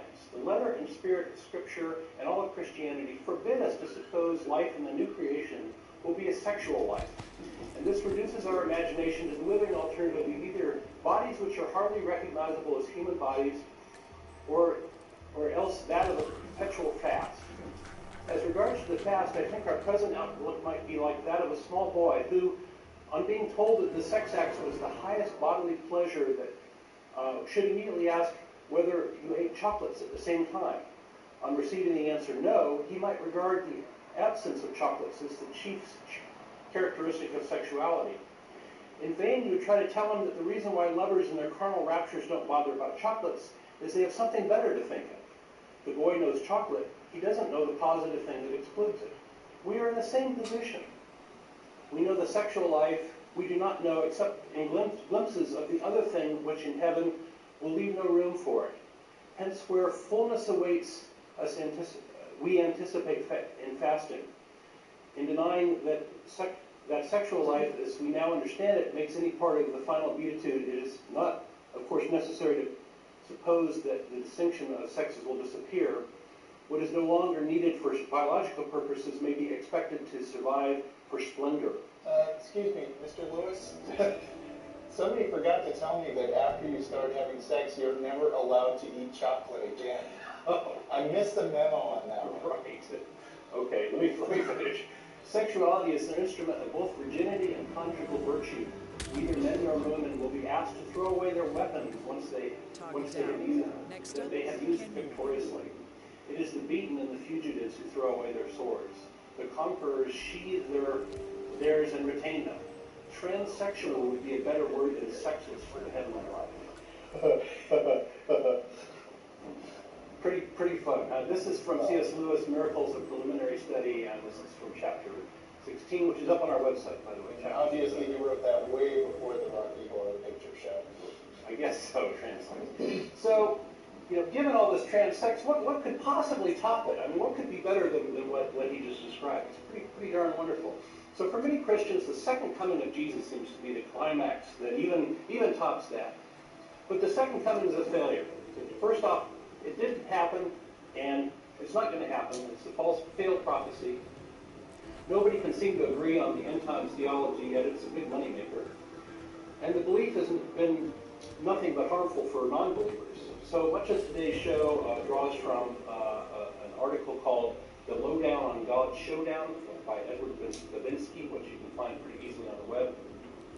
So what is the second coming? The second coming is the triumphant return of Jesus to earth, where he supposedly raises the dead, who maybe are in heaven, who knows? We think dead people are in heaven. I'm not quite sure where they're coming from. He's going to judge the living and the dead, and he's going to set up the kingdom of God on earth. So it seems like a bad thing for the people already in heaven. They have to leave this transsex wonderful stuff and come back to heaven, come back to earth, and hang out with all these smelly risen dead people and unimplanted embryos everywhere. And it seems like a big loser for people who are already dead and in heaven. But if you're already here and a follower, the second coming might be a good thing. You get raptured, you get sucked up into heaven to a little free ride to start it all up, kind of like that little pig on that commercial, pure adrenaline. Okay, but there's not much mention about how you're going to get back to earth, so maybe you're going to fall, I don't know. So this is the biggest biblical prophecy in the entire Bible. And so the question is, when will this big event occur? Well, according to Paul in 1 Thessalonians 4:16 through 17, for the Lord himself shall descend from heaven with a shout, and the voice of the archangel, and the trump of God, and the dead in Christ shall rise first. Then we, which are alive and remain, shall be caught up together with them in the clouds to meet the Lord in the air, and so shall we ever be with the Lord. So Paul here, in his first person account, thought that he would be one of the ones going up. So he was pretty sure it was going to be in his lifetime. More here from Paul, 1 Corinthians 7:27 to 29. He's talking, let me cut to the chase here. He's talking about people who are married and single and these sorts of things, and basically saying not to change your state. And then he says, but this I say, brethren, the time is short, it remaineth that both they that have wives be as though they had none. And so the idea here is abstain from sex because it's just going to complicate things when you go up to, when this second coming happens. And so every single Christian who's ever had a kid has sort of admitted that they think Paul's a liar, right? If you were following Paul's advice, you wouldn't be having any sex or any children. So more likely they just didn't know or think about that. Because right. People generally don't read the whole Bible. Right. But it's a relatively small quote. In Romans 8:18, for I reckon that the sufferings of this present time are not worthy to be compared with the glory which shall be received in us. So he again thinks he's going to be part of that. In 1 John 2:18, little children, it is the last time, and as ye have heard that Antichrist shall come, even now there are many Antichrists, whereby we know that it is the last time. So this alludes to a list that we'll talk about in a second. Paul is always using the word mellow, which I think is a ancient Hebrew word that basically means immediately. About to suffer something. And so this is very clear, immediate language. So what about this list of things to watch out for? Matthew 24:3, Jesus is asked, tell us these things, what shall these things be? What will be the sign of thy coming? And the answer includes things like wars, rumors of wars, nations shall rise against other nations, kingdom against kingdoms, famines, pestilences, earthquakes. False prophets shall arrive and deceive many, which we just talked about. And the gospel of the kingdom shall be preached in all the world. This is not the complete list, but most of it. As it turns out, all of these things actually occurred in Paul's lifetime, right? There's always wars. There's always Those things famines. happen all the time, which is why evangelists are always telling us, look, it's the end times. Exactly. It's always the end times, right? So maybe Paul's a bad witness. Maybe we need to go off to Jesus. What does Jesus say? Well, in Matthew 10:23, he says, "But when they persecute you in the city, flee to another. So verily I say unto you, ye shall not have gone over all the cities of Israel until the Son of Man be come." So this is the second coming, the reference to the second coming. So they did preach all cities in their lifetime, and their lifetime has long been over. Matthew 16:27-28. "For the Son of Man," this is Jesus again, "for the Son of Man shall come in the glory of his Father with his angels, and then the reward of every man according to his work. Verily I say unto you, there shall be some standing here which shall not taste of death till they see the Son of Man coming in his kingdom." It's very clear that the people alive right then were the ones that were going to witness this thing. Do you know what excuse they give for that one? Oh, yes. Yeah. We'll hit that in a second. Yeah, we'll hit that in a second. A couple more quotes. These again from Jesus, Matthew 24:34. "Verily I say unto you, this generation shall not pass until all these things be fulfilled." 15 minutes. Mark 13:30. "Verily I say unto you, this generation shall not pass till all these things be done." 21:32. "Verily I say unto you, this generation shall not pass away until all be fulfilled." So generation, as Jesus' mouth in the Bible, if you care about all that, always refers to the people of this particular age, and he is addressing the people of that generation who are going to, and that generation is long gone. So yes, there's spin. One of the things they say is, in 2 Peter 3:18, there's some spin from Paul here. "But beloved, be not ignorant of this one thing, that one day is with the Lord as 1,000 years, and 1,000 years as one day." Okay. Well, my response to that is, if I can redefine a few words, I can make anything true. So, bullshit. This is also written after it was very clear. This is written late in the lifetime of Paul. The predictions were false. Right? By then they concluded they got a problem here, and so they had to bandage it somehow. But the earlier words of Jesus and Paul make it very, very, very clear that the second coming was going to be in their lifetime. They were going to witness it. It's going to be part of their thing. And so this is a failure. It's a very clear failure, and you don't need to look very hard in the Bible to figure that out. So, failure there. So what's the real fun of the second coming? What I think makes it so popular is this sort of thing. From Matthew 13:41-43. "The Son of Man shall send forth his angels, and they shall gather out of the kingdom all things that offend, and with them which do iniquity, and shall cast them into a furnace of fire. There shall be wailing and gnashing of teeth." Isn't that wonderful? Luke 17:28-30. Chick's favorite verse. Yes, that's a good one, yeah. Luke 17:28-30. "It was the same as in the days of Lot. People were eating and drinking, buying and selling, planting and building. But the day Lot left Sodom, fire and sulfur rained down from heaven and destroyed them all. It will be just like this on the day of the Son of Man is revealed." So this is schadenfreude. This is taking enjoyment of other people's suffering. And that's just kind of, in my mind, a synonym or a euphemism for sadism. So believers will be swept up in the clouds and watched as non-believers are tortured and killed. And this they wait for in giddy anticipation. So isn't that wonderful? And so this is why I think of the rapture stuff as snuff porn. You're really just enjoying this whole idea that everybody else is going to die for being a non-believer, and you get to watch the whole thing. Anyway, I think it's pretty sick. So, but the sadism is a big business. I mean, there's been fire and brimstone preachers throughout the ages. There's been end-of-world prognosticators in every age, thousands of them. Most recently, the most famous one was Harold Camping, who, of course, his prediction is false, but it didn't prevent him from making a lot of money in the process. I don't know that he made a lot of money. I mean, well, he's pretty rich. Maybe he didn't.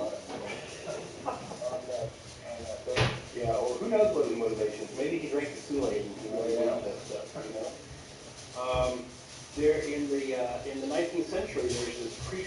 tribulation, post-tribulation, dispensationalism, trying to add a lot of different spins and drama to this whole thing. In the 70s, the Hal Lindsey book, The Late Great Planet Earth, sold 15 to 30 million copies. I don't know why it's such a wide rating. Tim LaHaye's Left Behind series sold tens of millions of copies, movies, video games. So there have been generations of gullible, yearning people to be the generation. And I think this whole thing is kind of sad, twisted. They're sort of anxious for the end of the world, and that's a very common theme in Christianity. So it's a bad thing for us non-believers, right? It's a bad thing for us for a number of reasons. One is foreign policy. We have powerful ministers like John Hagee in San Antonio who are actually lobbying Congress to influence foreign policy, especially with regard to Israel, to orchestrate the end times. And what a terrible reason to have to lobby for foreign policy. This is a group of people called Christian Zionists, and there's a fair number of them in the United States, and they do exert a fair influence on Israel and our policies towards Israel. And it's really sort of in result of making Israel a pawn in their fantasies so that they can maybe make the second coming happen or what.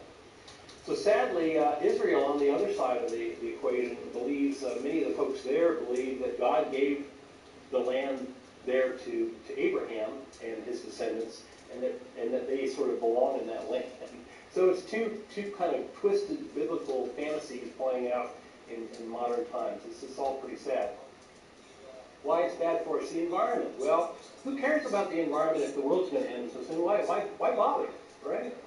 We have people like James Watt, who was the Secretary of the Interior for Ronald Reagan. He said, two great quotes. One is, "We don't have to protect the environment. The second coming is at hand." So this is an elected official. Why are we doing a podcast? Why are we doing a podcast for no using money? This craziness to run his department. It's free and it's free done. Another one, my responsibility is to follow the scriptures. I'm here to answer. It's because I'd like to be in a room with cardboard. You know, like some people go and help sort of chimps. Yeah, so they go to the have a little sort of. A lot of Republican administrations, especially, you'll see people with these sorts of mindsets. I think that this mindset is behind the religious interest in global climate change denial, right? Because it's a loser. If the world's going to end soon, why bother worrying about this? Plus, you have people like Rush Limbaugh who say God would not create humans in such a way that we would destroy our own planet and environment. So he doesn't believe that there's any need to deal with global warming. Basically anything that involves any kind of long-term thinking could be dismissed. I mean, you go to things like, peak oil issues. Oh, sure.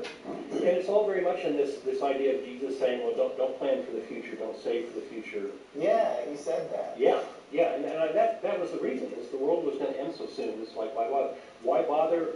Jesus never really talked very much about morality, right? Because if people are going to live a By the way, generation. I'm not sure that you got to the excuse I was thinking about how some of you standing here will not taste death. I've heard some apologists say that there are still a couple of really, really old guys who were there when Jesus was resurrected. Yeah. Nobody's noticed them, but well, there's a lot of this sort of spin. Let me finish up here. Another reason why it's bad for us is I think it creates a live and let die attitude that we often hear veiled threats from our Christian friends who say, well, when you die, God will show his judgment to you, or you're going to go to hell. Here's a quote from Anne Graham Lotz, who's the daughter of Reverend Billy Graham. She says, within my lifetime, I have seen a fulfillment of every sign that Jesus gave his disciples 2,000 years ago. Not only have I seen the signs, but I've observed local and national and global birth pains increase in astonishing frequency and intensity. I'm convinced that the kingdom of this world are about to give birth to the kingdoms of God. like we said earlier, wars, famines, plagues, earthquakes are happening all the freaking time. I mean, there is no generation that has none of those things. That's right. So what reason would a Christian have to save a life or even aid an unbeliever if they were, if they didn't have any chance of converting this person? What reason would a Christian have to care about future generations, right? Their grandkids that may not be even born. So in summary, the theological concept of heaven and the end times is at best a muddle. It makes no sense. There's a lot of folks that claim they understand it, and they disagree with other folks that claim they understand it. There's no real consensus. Jesus and Paul were clearly liars, so they're false prophets. No one should take this second coming idea very seriously. Yet many people believe in this crap, and it's popular with those of the sadistic bent, I believe. And the believers and the people who those believers elect to public office make the world a worse place for everybody else. So the second coming is a failure, no matter how you like it. Okay. Thanks for that, Don. Sure. So we're going to go to calls now, and we've got Emmanuel in California. Hi, how are you doing? Fine, how are you? I'm doing well. Well, I have something that I want to talk about really quickly on second coming. Again, there's a lot of stuff that goes into that. I think when you take kind of verses out of context, you can tend to skew them a little bit. So I think there's a little bit of that in there, but there's no time for that. So I'm just going to ask the question. Is that okay? Yeah, sure. Is there some particular context you have in mind that makes those sound better? Well, I'd have to call back next week after doing our research. I don't want to speak off the head because, I want to make sure I know what I'm talking about. Unless some of the callers who call into your show. So. All right, very good. Go on with your question then. Okay.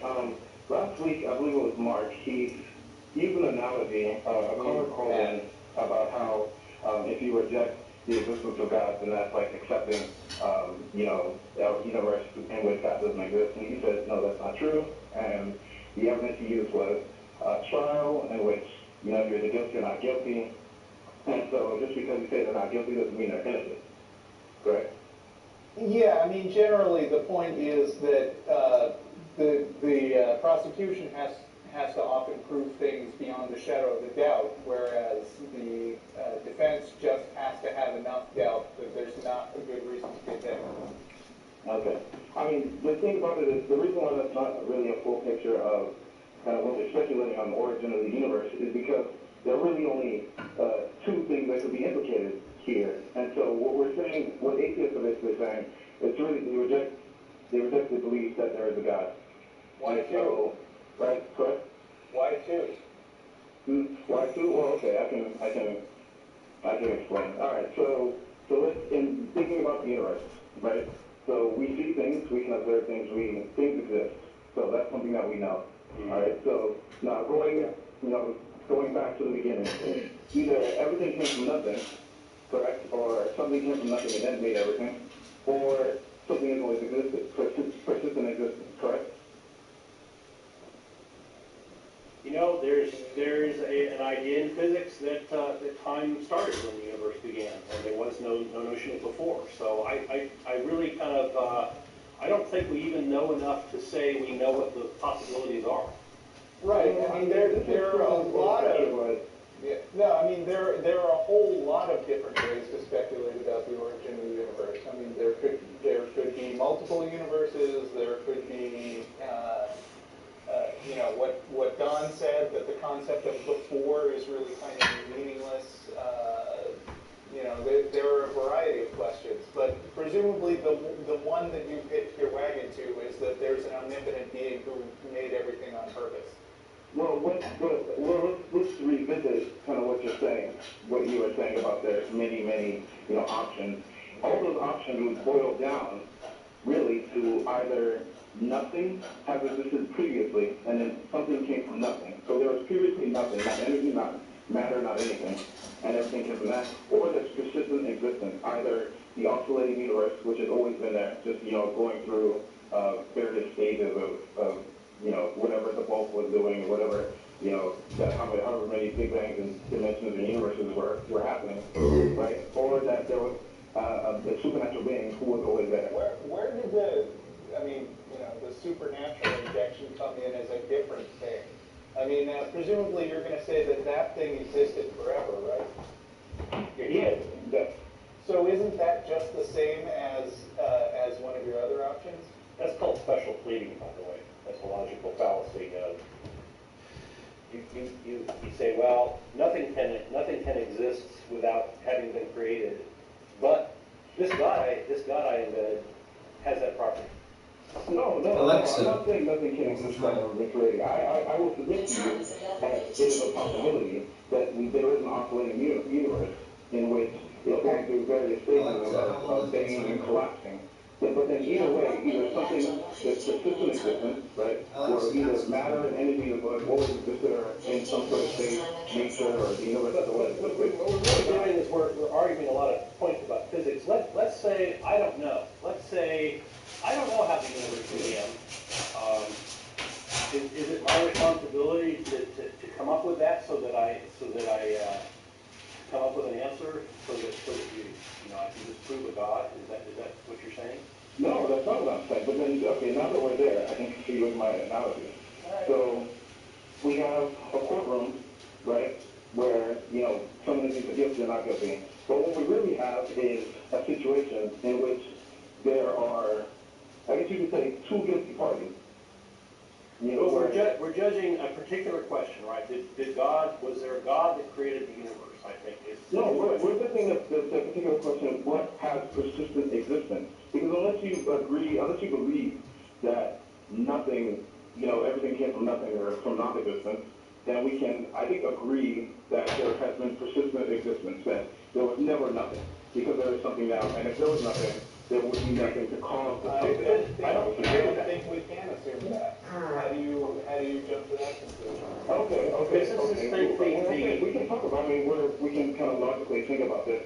You don't want to assume that nothing can come from, that something can't come from nothing. That's something you would rather not assume, correct? I don't want to assume anything because and he's saying that's been around, well, since like dinosaurs knocking about. No, not a vacuum, because a vacuum can have energy. Something, not energy, not matter, nothing. Like literally nothing. Well, do you agree that nothing has never existed? Like literally nothing. No, I just said I don't think we can assume that. Okay. We don't know, I think, is the answer. We don't know is the answer. Well, the thing is, I think we can logically speculate from what we know of because that's what we're using, and that's what evidence is our observations of the natural world, etc. Right. So we don't have any evidence that there is this nothing that you talked about, but you want to sort of insert it before the universe. Yeah, he wants to say there definitely was never nothing. There was always something, is what he's wanting to say. And I'm saying I don't think we can make the assumption either way because we don't know what happened before the Big Bang. That's right.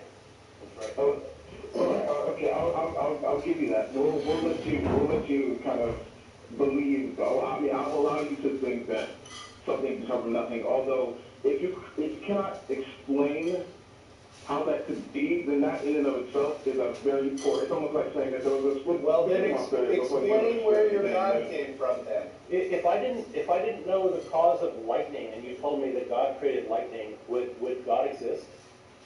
That doesn't apply to this question because I'm not saying it's an analogous argument. Okay, how is it analogous to something coming from nothing? Because we understand what something is. Lightning was very mysterious for many, many years. Maybe it's mysterious to me. Yeah, it used to be the case that people didn't know where lightning came from, and so they made up like Zeus sitting on Mount Olympus throwing lightning that he forged at his. I mean, I don't know the details of that one, but Christians had a problem because they built their churches on hills and caught a lot of lightning bolts along the way. So I mean, it's very tempting when you don't know the answer to a thing to just make up a magic man who explains everything and does not himself need an explanation. I'm not trying to make up a magic man. Well, let's go on from there. So let's say, okay, it's possible that everything came from nothing. Let's say it's possible, but it's more likely that the universe has had persistent existence, which is why scientists are speculating. How do you know that? Before the Big Bang, there was a bulk. There's a bulk, and it's because it's one of those things where it's like if there's literally nothing, then whatever for something to come into being, you have to have pre-existence before itself. Your argument assumes there's a time before the beginning of the universe, which I think is false according to the current thinking of physics. Were you, the current thinking of physics is speculating on what could have caused the Big Bang? Yes. So, you know, the collapsing and expanding and collapsing universe. That's And not assumed by physics, no. Oh, sure, go ahead. That's not assumed by physics. That's just one of many hypotheses about where the universe might have come from. This is true. It's one of many hypotheses. But I mean, otherwise, why would they just say, you know, that before the Big Bang there was nothing, and then Because you know, they we don't can know. speculate. Because the concept of before doesn't make sense here. Right. And I think that's the flaw in your argument. Is okay. So today I'm going to champion this view of physics, that there was no time before the beginning of the universe. Okay. Okay. Let's say that that's the physicist's final answer, which I'll admit right now it isn't. It isn't. But Okay. It's a coherent statement from physicists that are consistent with the facts today, and may be proven wrong in the future, but let's go with that. Then in that case, if you go with that, then the whole idea of the time before the universe is a nonsensical concept. It doesn't make sense. I see. So time began with the universe. Yes. And then the universe doesn't have a cause. Yes. So the universe is an uncaused. Like you said, that's That's to my understanding of this physics. I'm not a physicist. And if you're saying that if the place you're going is that, you know, you think there has to be an uncaused cause, you have to, you know, first demonstrate that the universe is not that thing. Or you have to demonstrate... Exactly. No, I'm not saying the universe can't be that thing. I think the universe can, it's possible. Okay. Based on the evidence that the universe can't be the uncaused cause. What I'm saying so that's is that one there must be possibility. a cause, as opposed to something that was caused that was uncaused because there's nothing to cause. Well, at the quantum level of our reality, at such a small scale, there are uncaused causes, right? There's things like Alexa, cancel timer. and atoms, right? Or uranium or whatever. These are uncaused causes that happen. That, you know, we can measure them statistically, but we can't know when they're going to occur. So there are these spontaneous things that happen, and we know about that from quantum physics. And I think one of the things that Lawrence Krauss says that's interesting is that interactions where like equal numbers of particles and antiparticles are just coming into existence all the time. I mean, they cancel each other out, so they're still essentially zero stuff. Yeah, this is called zero-point energy. Right. Right. Okay, but that means that it always existed then, that they were constantly coming in and out of existence as opposed to having not existed before, but and not, all of a sudden a ton of them come out of but not in a way that's caused. Not in a way that's caused. So something that wasn't before became without a cause. So it's something that didn't need a cause because it wasn't there before, like not before, but it's like if something occurred, it needs a cause. You understand? Unless it's an uncaused cause, which is what you're saying. So this whole first cause argument that I think you're trying to go around or treading on the path of is made false by quantum mechanics or quantum physics. There are uncaused causes. When you say it's made false, what you mean is it doesn't necessarily lead to a God. There's nothing in there that indicates that some kind of intelligence is involved in those original. I agree. I mean, I'm not trying to prove that God exists. What I'm trying to say is we don't know. This is exactly what I want, actually. Because what we're saying is we don't know. All right? Well, we could told you that at the beginning. Exactly. We don't see any evidence for this thing, so why should we believe it? We don't see any evidence for a God, so why should we believe it? Okay, I understand. What is the evidence for a perpetual universe or a universe that could come without cause? What is the evidence for that? There's not sufficient evidence to conclusively demonstrate that any of the possibilities is a reality. And when you say that God is just, you know, God or not God is the choice, that's like saying, you know, my choices for dinner are scrambled eggs or not scrambled eggs. I mean, it's like scrambled eggs is one possibility, and you could say that it's a genuine dichotomy where you either have scrambled eggs or you don't. but that doesn't really capture all of the thousands of options that I actually have when I choose what to eat for dinner. It does capture. It is completely and 100% descriptive. You can't have not eggs and not eggs, right? Correct. You can't. It's impossible. Right? You're making a lot. I mean, okay, if you want to be pedantic about it.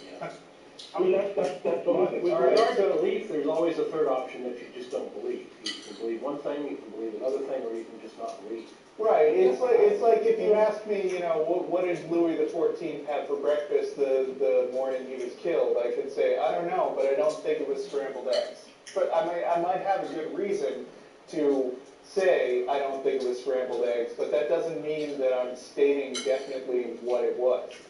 I agree. So then we agree that we could say King Louis, we believe he didn't have scrambled eggs. We don't know what he had. But I believe, for whatever reason, because I have no evidence for what he did have, right? And I have no evidence that he necessarily did not have scrambled eggs. Why is there a default claim in that, is what I'm saying. Why would him not have scrambled eggs be the default? And then everyone would have to prove that he didn't have scrambled eggs if that wanted to be the case.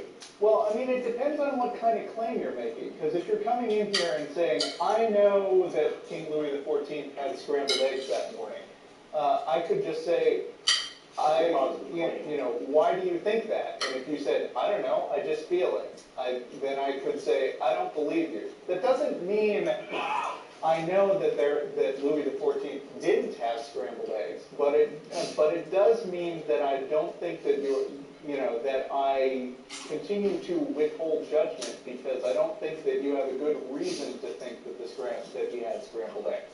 Okay, Which is the same thing, which is really the same thing that we say about God, which is that's a possibility, but the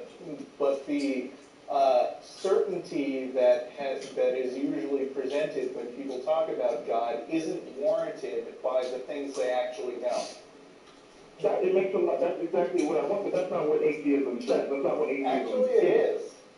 But then that's not what, if I look up atheism in the dictionary, that is not what it says. You call it says atheist, you call it something else. Read me that dictionary definition and we'll see if it says what you think. Dictionary.com, would that be okay? All right, sure. You can also look at our website. Yeah. You can define it. I mean, if you yourself define the word, like I can define the word however I want, but it's all about the generally what the general public believes the word is. That's generally, I think that's how we define it. We're not particularly conformist. Yeah, we're gonna have to wrap this up soon, but if you can bring up the definition, then we can put a few minutes on that, and then we're gonna move on. Okay, sure, definitely. Well, let me I just want to, the reason my reason for calling is that when you think about your friends you guys continue to say that, we're all going to stay there, and, we don't believe anything about get there. So, reject the claim, any claim about the origin of the universe. When you don't know, when there's no evidence for any of those claims, but then you are essentially saying, we believe it's not true. But really no reason at all, because there's no evidence for any of these either. No, we're saying we don't think that it's true. Give us a good reason, and then we'll modify the. Well, let me see if I can answer this a different way. There's thousands and thousands of gods out there, and we can't possibly know. There's no way that anybody can know that all of them are not there. But if you define a particular God, then we can have a conversation about what that particular God is. In our culture, the ambient God definition is the Christian God, because we have a lot of Christians in the country, a lot of believers, and that's the God that people generally talk about. If you define something concretely, then you can make a concrete claim that yes, this thing exists, or no, it doesn't, or in the case of like the problem of evil, you can say, well, if it's omnipotent, omniscient, omnibenevolent, if your God has these traits, then you point at the evil in the world and you say this God can't exist. This is a very old argument, right? So if you talk about a particular God, then we can have a conversation. But casting atheists as not believing in God is really or knowing that there is no God is really kind of a straw man as far as I'm concerned. It's a nonsensical claim, given that you can't prove any sort of universal negative. So I hope that clarifies it. Yeah, Oh, sure, go ahead. Well, we've got to get to other callers. Feel free to call in again. Really quickly, Okay. atheism, dictionary.com. Now, doctrine or belief that there is no God, one. Okay. Two, disbelief in the existence of a supreme being or being. Right, so it's either of those, and disbelief just means that you don't have that belief. And that's what we generally go by. So we make the distinction between strong and weak atheism on that, or positive atheism. Right. So yeah, there are shades of gray. Okay. I mean, this is great. What I like you guys because you admit that, you don't know. But then when people kind of hop into atheism mode, and all you believers are idiots because there's no evidence that there is no God, when there's also no evidence that for whatever belief, whatever they believe, that it can extend to the fact that the universe has its own natural origin. There's no proof for that claim either. We try not to believe false things. We try not to believe things without evidence. Yeah, and there are a lot of believers who aren't idiots. And I mean, there are a lot of atheists who are idiots. Oh, yeah. So I mean, we don't draw the dividing line there. So thanks for calling. Thank you. Okay. Bye. Simon in Ontario. Yeah, hello? Welcome. Hey, John and Russell, how are you doing? Hey, how are you doing, Simon? Good, it's a pleasure to talk to you guys. John, you had a good talk there before about the second coming, and I was just thinking about the analogy of that with the kind of Jewish version, where the Jews aren't waiting for a second coming, but for the first coming, I guess. And I was just thinking to myself, like, assuming that happens, like, what happens after that? People are just, like, in a state of amazingness for the rest of eternity, for millions of years? Like, well, it's like in Star Trek when where we had this turmoil and there's a build-up to that coming, and then those guys kind of just have it easy. They're born, they live their entire life, and then, I don't know. So, well, I was going to make an analogy that in Star Trek we know that Spock's blood is green, right? But we don't know the color of his bones because that was never discussed in the show. So you're off the script is the problem. Okay. Yeah, it's like you run off the rails of the fiction. What blood type does the man have? So that's the answer. Is the story only went so far; it didn't cover all the eventualities. Oh yeah, I see what you're saying. Yeah, I see what you're saying. Yeah. So I had two things that I wanted to do. One was to ask like a quick question on your opinion on the Kuzari argument. And then another thing. What is that? The Kuzari argument that in the Jewish tradition is the main argument that rabbis always tell me is that the Jews witnessed God giving them the Torah or the Bible, and there were 600,000 of them. And after that, and then after that, they passed down that story. And so the argument is, how can the Jews have this story in their Bible if it didn't happen? Well, it's funny you should mention that, because last week I saw Christopher Hitchens rise from the dead. Do you believe me? Mm-hmm. Oh, I saw it too. Yeah. Actually, it just so happens that 1 million people were with me, even more than in that story. I can't give you any of their names, and none of them bothered to write it down, but I'm telling you now that there were 1 million people, and so you couldn't disbelieve me if 1 million people agree with me, right? Yeah, I got a videotape in the mail about Jesus, and the outer material for it claimed that 3 billion people had seen this videotape.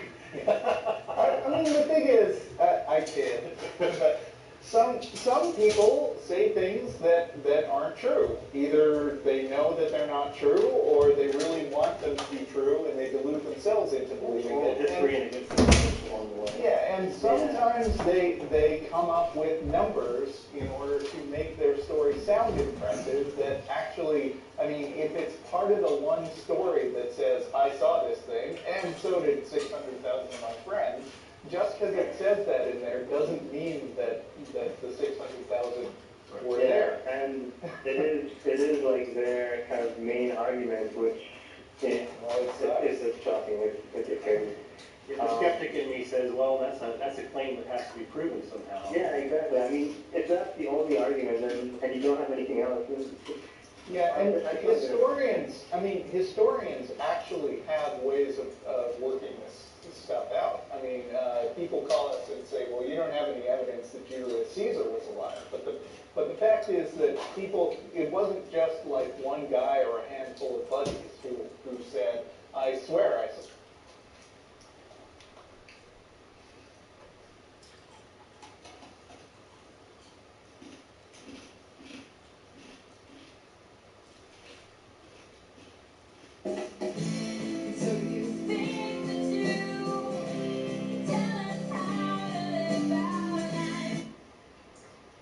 Volunteer, you can check out the, It gave the only to Great Britain to begin with. yeah, I mean, because of, colonization and colonialism, but there is like a whole host of historic mess that goes with that. There's a whole host of modern mess that goes with it. It is a train wreck, I would say, but at the same time, like you say, I would probably want to go with the two-state solution, but I don't know that that's feasible based on the hostilities. But I would say let's keep the call to the question of the divine right, Yeah. which I think we would agree. We don't agree with that. I think if we want to talk about the issue of whether or not there should be an Israeli state, that needs to be argued from different points. And I don't think that it necessarily makes a person anti-Semitic or Zionist, or based on their position on whether or not there should be a nation state, or they should be considered as a nation state. But I do think that I would agree with you, and I don't think you're going to get much argument on this program about whether or not a religious argument should be acceptable. I do want to say that when you talk about the evangelical support for Israel, and that idea they can do no wrong, it's not so much that they can do no wrong in the eyes of the evangelicals, it's that they don't care what Israel does. Right. Because that's part of the prophecy, and let's just be clear, they support Israel because ultimately they desire to see Israel annihilated. That's the plan. They see Israel as eschatologically useful. Yeah, it has to exist so that it can be destroyed, so that prophecy can be fulfilled. So basically, their support of Israel is that eventually they would like to see, Israel decimated. And they need to build it up in order so that it can be torn down. And first it has to exist. And so, and like you said, from the standpoint of, I mean, in one sense, it's like, okay, it's there now, so I guess part of me feels like, well, it's there now. I mean, they're a country now, so we shouldn't change that. Like I'm not saying we should do away with it, but it's kind of like what's done is done. yeah, there's a certain point in history where you have to say, like, how do you even go backwards, or could you even go backwards, or now are we just kind of stuck with what is, and we need to just sort it out and fix it based on what we're handed right now. I totally understand. Exactly. It's a mess, and I don't envy the diplomats who have to handle that. Except, I'm not going to get into that. We can't get into that on this show. Sure. I really appreciate you giving me your opinion. Yeah, I think we tend to agree with you, and I think especially because you're saying, look, I'm okay with them having a nation state. I'm open to arguments, but not that particular one. I don't think that makes you anti-Semitic at all. All right. Okay. I appreciate it. Thank you very much. Sure. Thank you. Thanks for your call. All right. So let's go now to, let's try Brian in Medford, Oregon. He's looking for a solution to a cooking problem. He says this should only take about 10 minutes. You're on? John. You're on with Christine? Yeah, thank you so much. You took my call over the air after hours on conscience. So I don't know if you remember that, but it's true. And I got a hold of a meditation exercise, an objective one, no religion, Dr. Sam Harris, and it's just a simple little exercise that works so good just to get focused so I can see that my imagination and all the things I thought were my conscience and all that stuff that I would give credit to just fantasy. Okay. And that's all it was. It's just thoughts that are in your head that just are generated, and if you can just see it and it's not real, then it's free. I mean, your thoughts are real. What's that? Your thoughts are real. I mean, you have them. Well, they're real organically, yes, of course, the chemical reactions, et cetera, et cetera. Right. But when you find your keys and you go, oh, thank God, I found my keys. There's no, yeah, okay. All right, so anyway, you have an equivocation problem. Yes. Romans 5:12, I think if everything is correct, the word all is used two different ways on that same argument. Because when Adam sinned, all were sinful. Then Jesus Christ died, and now all have been forgiven. So why do these missionaries, why do you got to go running around the country? Why do you have to get different religions?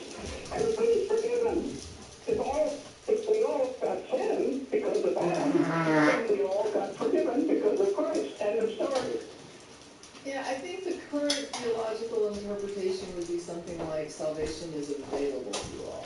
So in other words, I've been through it for about 45 years. Then you understand what you're going to get back on that one. Yeah, but it doesn't click. See, it's just... So what did you... Depends on who's reading the passage and what they're going to claim it means. So was there a question in there, or was that just an observation?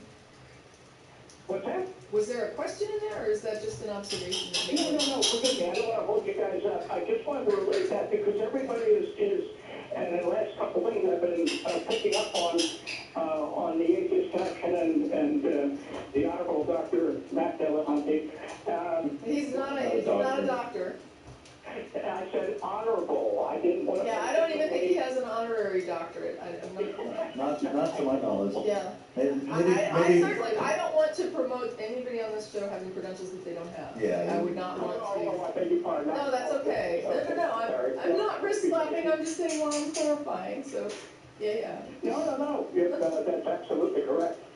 My mistake. But anyway, that all equivocation to me makes it, the reason I say this, the last pastor that I had last year when I left the church there, he was a dead set against organized religion, et cetera, but the end result was he still had some bits of religiosity that he hung on to, and the end result was that he would say, oh, well, you're all forgiven, see?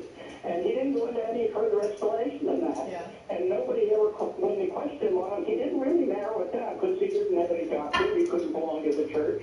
He couldn't become a bishop or anything like that. He was just a single little organization. Matter of fact, he was an ex-hypnotist. So he knew more than we did about how things were being manipulated in our brain, et cetera. So anyway, thank you for your time, and thank you guys for helping me out. All right, well, thank you. I really appreciate it. All right, thank you. All right, so let's go ahead now and we're going to move on to, let's go to caller 2. Let's take Chad and Austin. You're a new atheist, you want to tell your family and you're not sure how. You're on with Tracy and John. Hey, Chad. Hey, how are you guys? Good. Doing well. So, well, I wanted to thank you guys for doing what you do. I live here, yes, relatively new atheist, and I grew up Christian. I've been soaking you guys' show in over the last, 2 months. Like, I only found you maybe 2 months ago, and I've been pretty much watching it nonstop, both at work and the car ride home and everything. Matt, crazy. I'm really glad, Tracy, you're on. You are super awesome. I love the way you approach things, and you're so eloquent and I don't know. You're great. Matt's like a fucking paladin. Whoa. He can be really hard, but sometimes you need that. Yeah, I think so. And I love that about him. Okay. But anyway, so more than all that, you guys have had a guest on, and she was a leader of a black atheist group. Oh, yeah, probably. Yeah, she was awesome, but part of what really struck me with that was kind of a feeling that I lost. Girlfriend who died. Yeah, but kind of person that I want to volunteer, but I hesitate. And part of me wants to volunteer, scream out loud, Trust me, participate in what domestic you guys do, disturbances don't just but I can't yet. I was raised in a really religious household, Christian, non-denominational, faith all the things, you know, and then I was backsliding for years, and I joined the military. I consider myself a hitman because I could burn incense in the barracks. But it totally freaked out. My brother was super, super religious and supposedly Christian, and he was also super ghetto anyway. Fuck that guy. But point is, I lashed out and I tried a lot of different religious things. And then after the military and a lot of experimentation, I began building cars and making things go fast. And I learned to weld and fabricate and just manipulate atoms in a giant unruly herd. And do my desire to be better at it. And build greater and more complicated things as a better way to free yourself that I need to go to school. So obviously that's where that tended towards mechanical engineering. So I went to UT here in Austin, and I went to community college first, and dropped out. And it was while I was in school that the nails in the coffin began to happen. Sure, okay. Going to school never once gave me any answers or programs for any of the Hello? Hey, calling in. I need your help. And they taught me to sift through the shit ton of information that I was going to be exposed to and figure out what is valid and what isn't. And the long and short of it is that you ended up somehow meeting Yeah, well, this actually happened, and you may know, okay, so there's family stuff, like, again, my family was super religious, although there was an uncle that I never got exposed to. Welcome to Bangkok 47. Ken Morgan has booked the Queen Suite but has yet to check in. You will find him in and around the restaurant. Oddly enough, Jordan Cross seems completely unaware of his presence. Cross and the class have set up a recording studio in the Emperor's Suite on the 3rd floor. Private security around Cross and his entourage is highly capable. Still, I'm sure you can find your way into his inner circle. After all, today is Jordan Cross's 27th birthday. The age when rock stars die. Good luck, 47.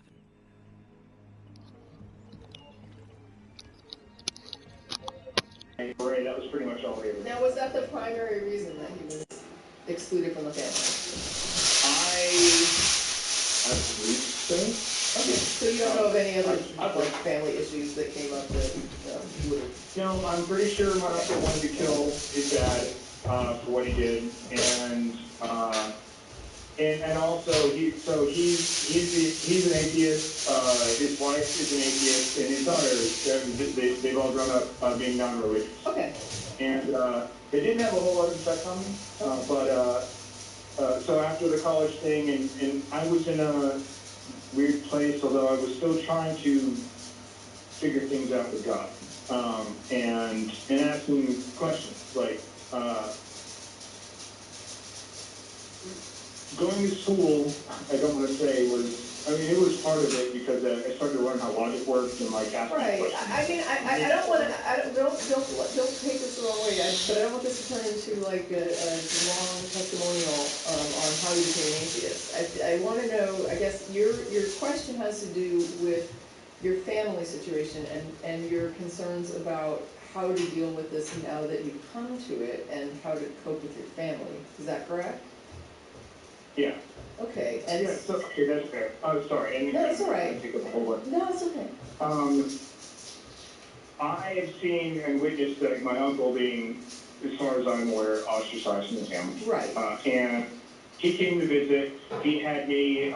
He asked me, like in a conversation we had, I watched a bunch of videos on YouTube by somebody that goes by the name of Evidence with several threes in the name. I don't know if you're familiar, but it's basically his deconversion. Okay. And it specifically was really related to me because he had a very similar background and story and everything. Sure, I understand. And so it seemed like to my wife, she's like, man, you just watch those videos and that's it? You're just an atheist? And I'm like, well, I mean, well, it's not quite that simple. Like, this has been a long time coming. Right. Right? Yeah, from that point on, pretty much, is when I had to confront the, man, am I going to hell? Like, I have to approach that part, right? Okay. I am now looking God in the face and giving him the finger when I make this choice. Like, this is what I'm doing, and this is a big deal. This is. Do you feel like this is a choice, though? I mean, do you feel like you could believe if you wanted to? No. Okay, so there's not much of a choice, right? I mean, No, but it was just in my face. Like, all my life, I had grown up believing in this heaven and hell and stuff, and then all of a sudden, I'm realizing, like, okay, this is the unforgivable sin, or like, I'm about to cross that threshold. Yeah. Where I'm stepping into a new world, and so that's hard. But yeah, again, and not trying to give my personal life story, but the question is, so now I have my family. Right.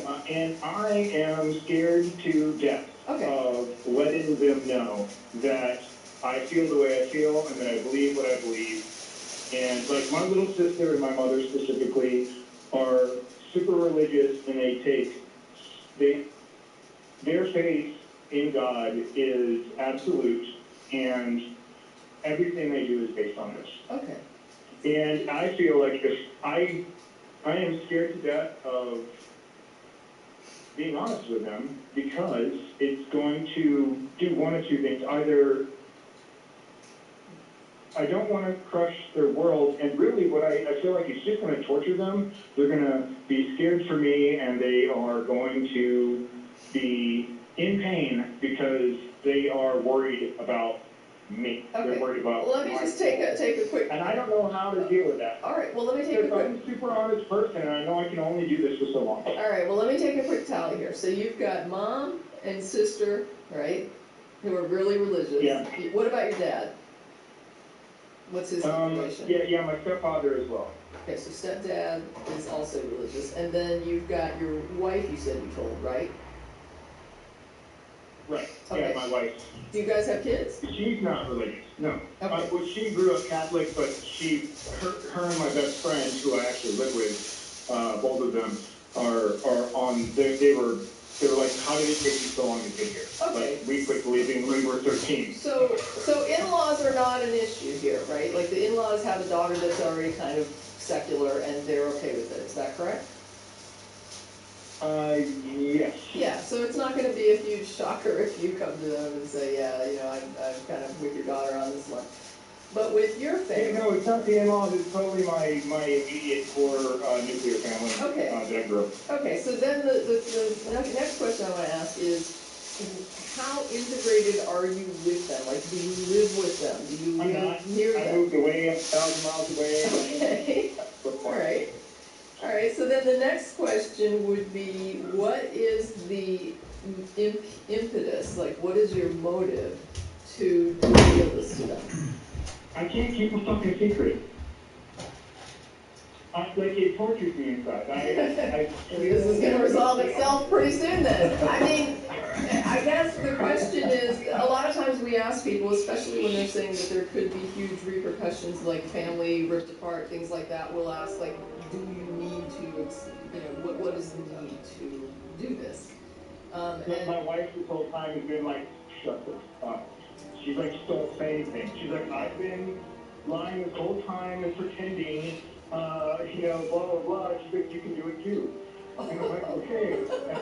Hey man, I'm lying, you can lie. No, I mean, I think your wife's reaction gives me some objective view of how she views your family, okay? So clearly she is in fear that, hey, letting this cat out of the bag is not going to be pleasant. And I'm not saying that that means that you have to do or not do anything. I'm just saying that you want to at least be aware that once that cat comes out of the bag, you can't put it back in, right? I mean, Right. you can't say, just kidding, right? Yeah, no, she's always not to be resistant. She's like, hey, it's super easy to just like pretend. Sure, we'll go to church and we'll... Well, you don't even have to go to church if they're 1,000 miles away, right? I mean, basically you could live a secular life and they would never know what's going on and you can just do what you want. Huh? We do, but it's... They don't know that these changes have been made, and like, I know I will go visit, and then I've got to sit there and lie to them, and it kind of sucks. And I'm kind of personally using the words coming out, although I don't know if I get to that. All right, here's the thing. What is realistically the worst thing that could happen if you come out to them? Like realistically, I'm not, not overblown, but realistically, what do you think is the worst thing that could occur? I guess the two things is, one, that would be ostracized in a sense like my uncle has been, and that he's basically not considered part of the family, which just means separation from them, which I guess I can sort of deal with. You can't sort of deal with it, because if that's what happens, you're going to have to deal with it. So this is what I'm saying. You need to think about what is the worst case scenario that you think is within realistic parameters, and ask yourself, if that occurs, am I prepared to live with that? And if the answer to that question is yes, do whatever you want to do. If the answer to that question is I'm not sure, then I would say you want to sit on this until you feel sure. Because you've got to deal with the fact that this is what could happen, and that could be your future, and you need to be prepared for that if you're going to rock this boat. Well, and you need to decide for yourself what would hurt more, being ostracized by your family, or whatever you decide the worst thing that could happen is, or not being true to yourself, not being able to keep a secret, the pain of that, to whatever extent you're feeling that you're being, not being true to yourself, or however you would describe it, is that worse than being ostracized, or your mother and sister being scared for your eternal soul, or whatever the pain of that, and just it's a balancing act. It's which are you more willing to put up with, I guess. Yeah, and I mean, obviously I don't have a ready answer for that, and that's something I've got to think about. Yeah, I think that's what it pretty much means. There's a lot of variables in there, and I don't actually know all the fucking answers, which all right. Because part of me wants to have them see the light, right? You need to sit down, and I would encourage you to literally sit down and make a list, right? Make a list of all the bad things that can happen, all the best things that you get out of it, even if the bad things happen, and ultimately what you're prepared to live with. I mean, that's a decision you have to make, and the reality of who you're dealing with isn't going to change. I mean, at least not in the short term. I'm going to talk to my uncle, who, from my perspective, that's probably a good idea. For a long time, and get his perspective on it as well. Yeah, that's a good idea. So yeah. All right. Well, look, man, I really appreciate you guys. Thank you so much. Sure. And love your show. Hey, good luck with it. Call back and let us know what you decided, later. Yeah, let us know. I will totally call back and let you guys know what happened when I told my mom I'm an atheist. Okay. Or if. I mean, maybe you'll decide not to do it, but I would like your opinion on this, so feel free to call back. It's inevitable. Okay. All right. Okay, thank you guys. Sure, thanks for that. All right, so we've got a lineup now of some Biz callers. So we've got Salvador in Woodbridge, Virginia, who wants to talk about the hiddenness of God, and you're on with Tracy and John. Hey, Salvador. Hi, John. Hi, Tracy. Hello. Thanks so much for taking my call. I'm calling from an old-fashioned landline. Wow. I hope my audio is coming through. Sounds great. Sounds better than many calls. I really enjoyed today's show, and the topic I wanted to talk about is the hiddenness of God and dealing with it.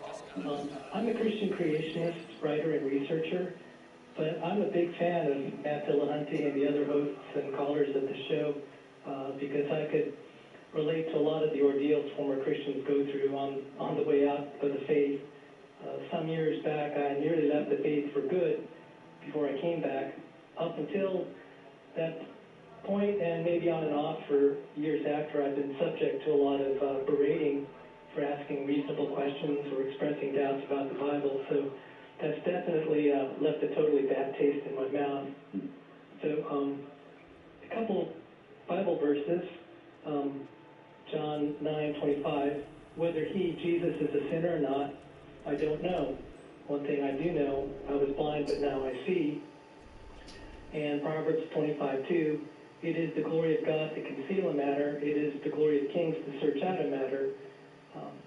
I know people claiming they witnessed miracles, and I have no reason to doubt their sincerity.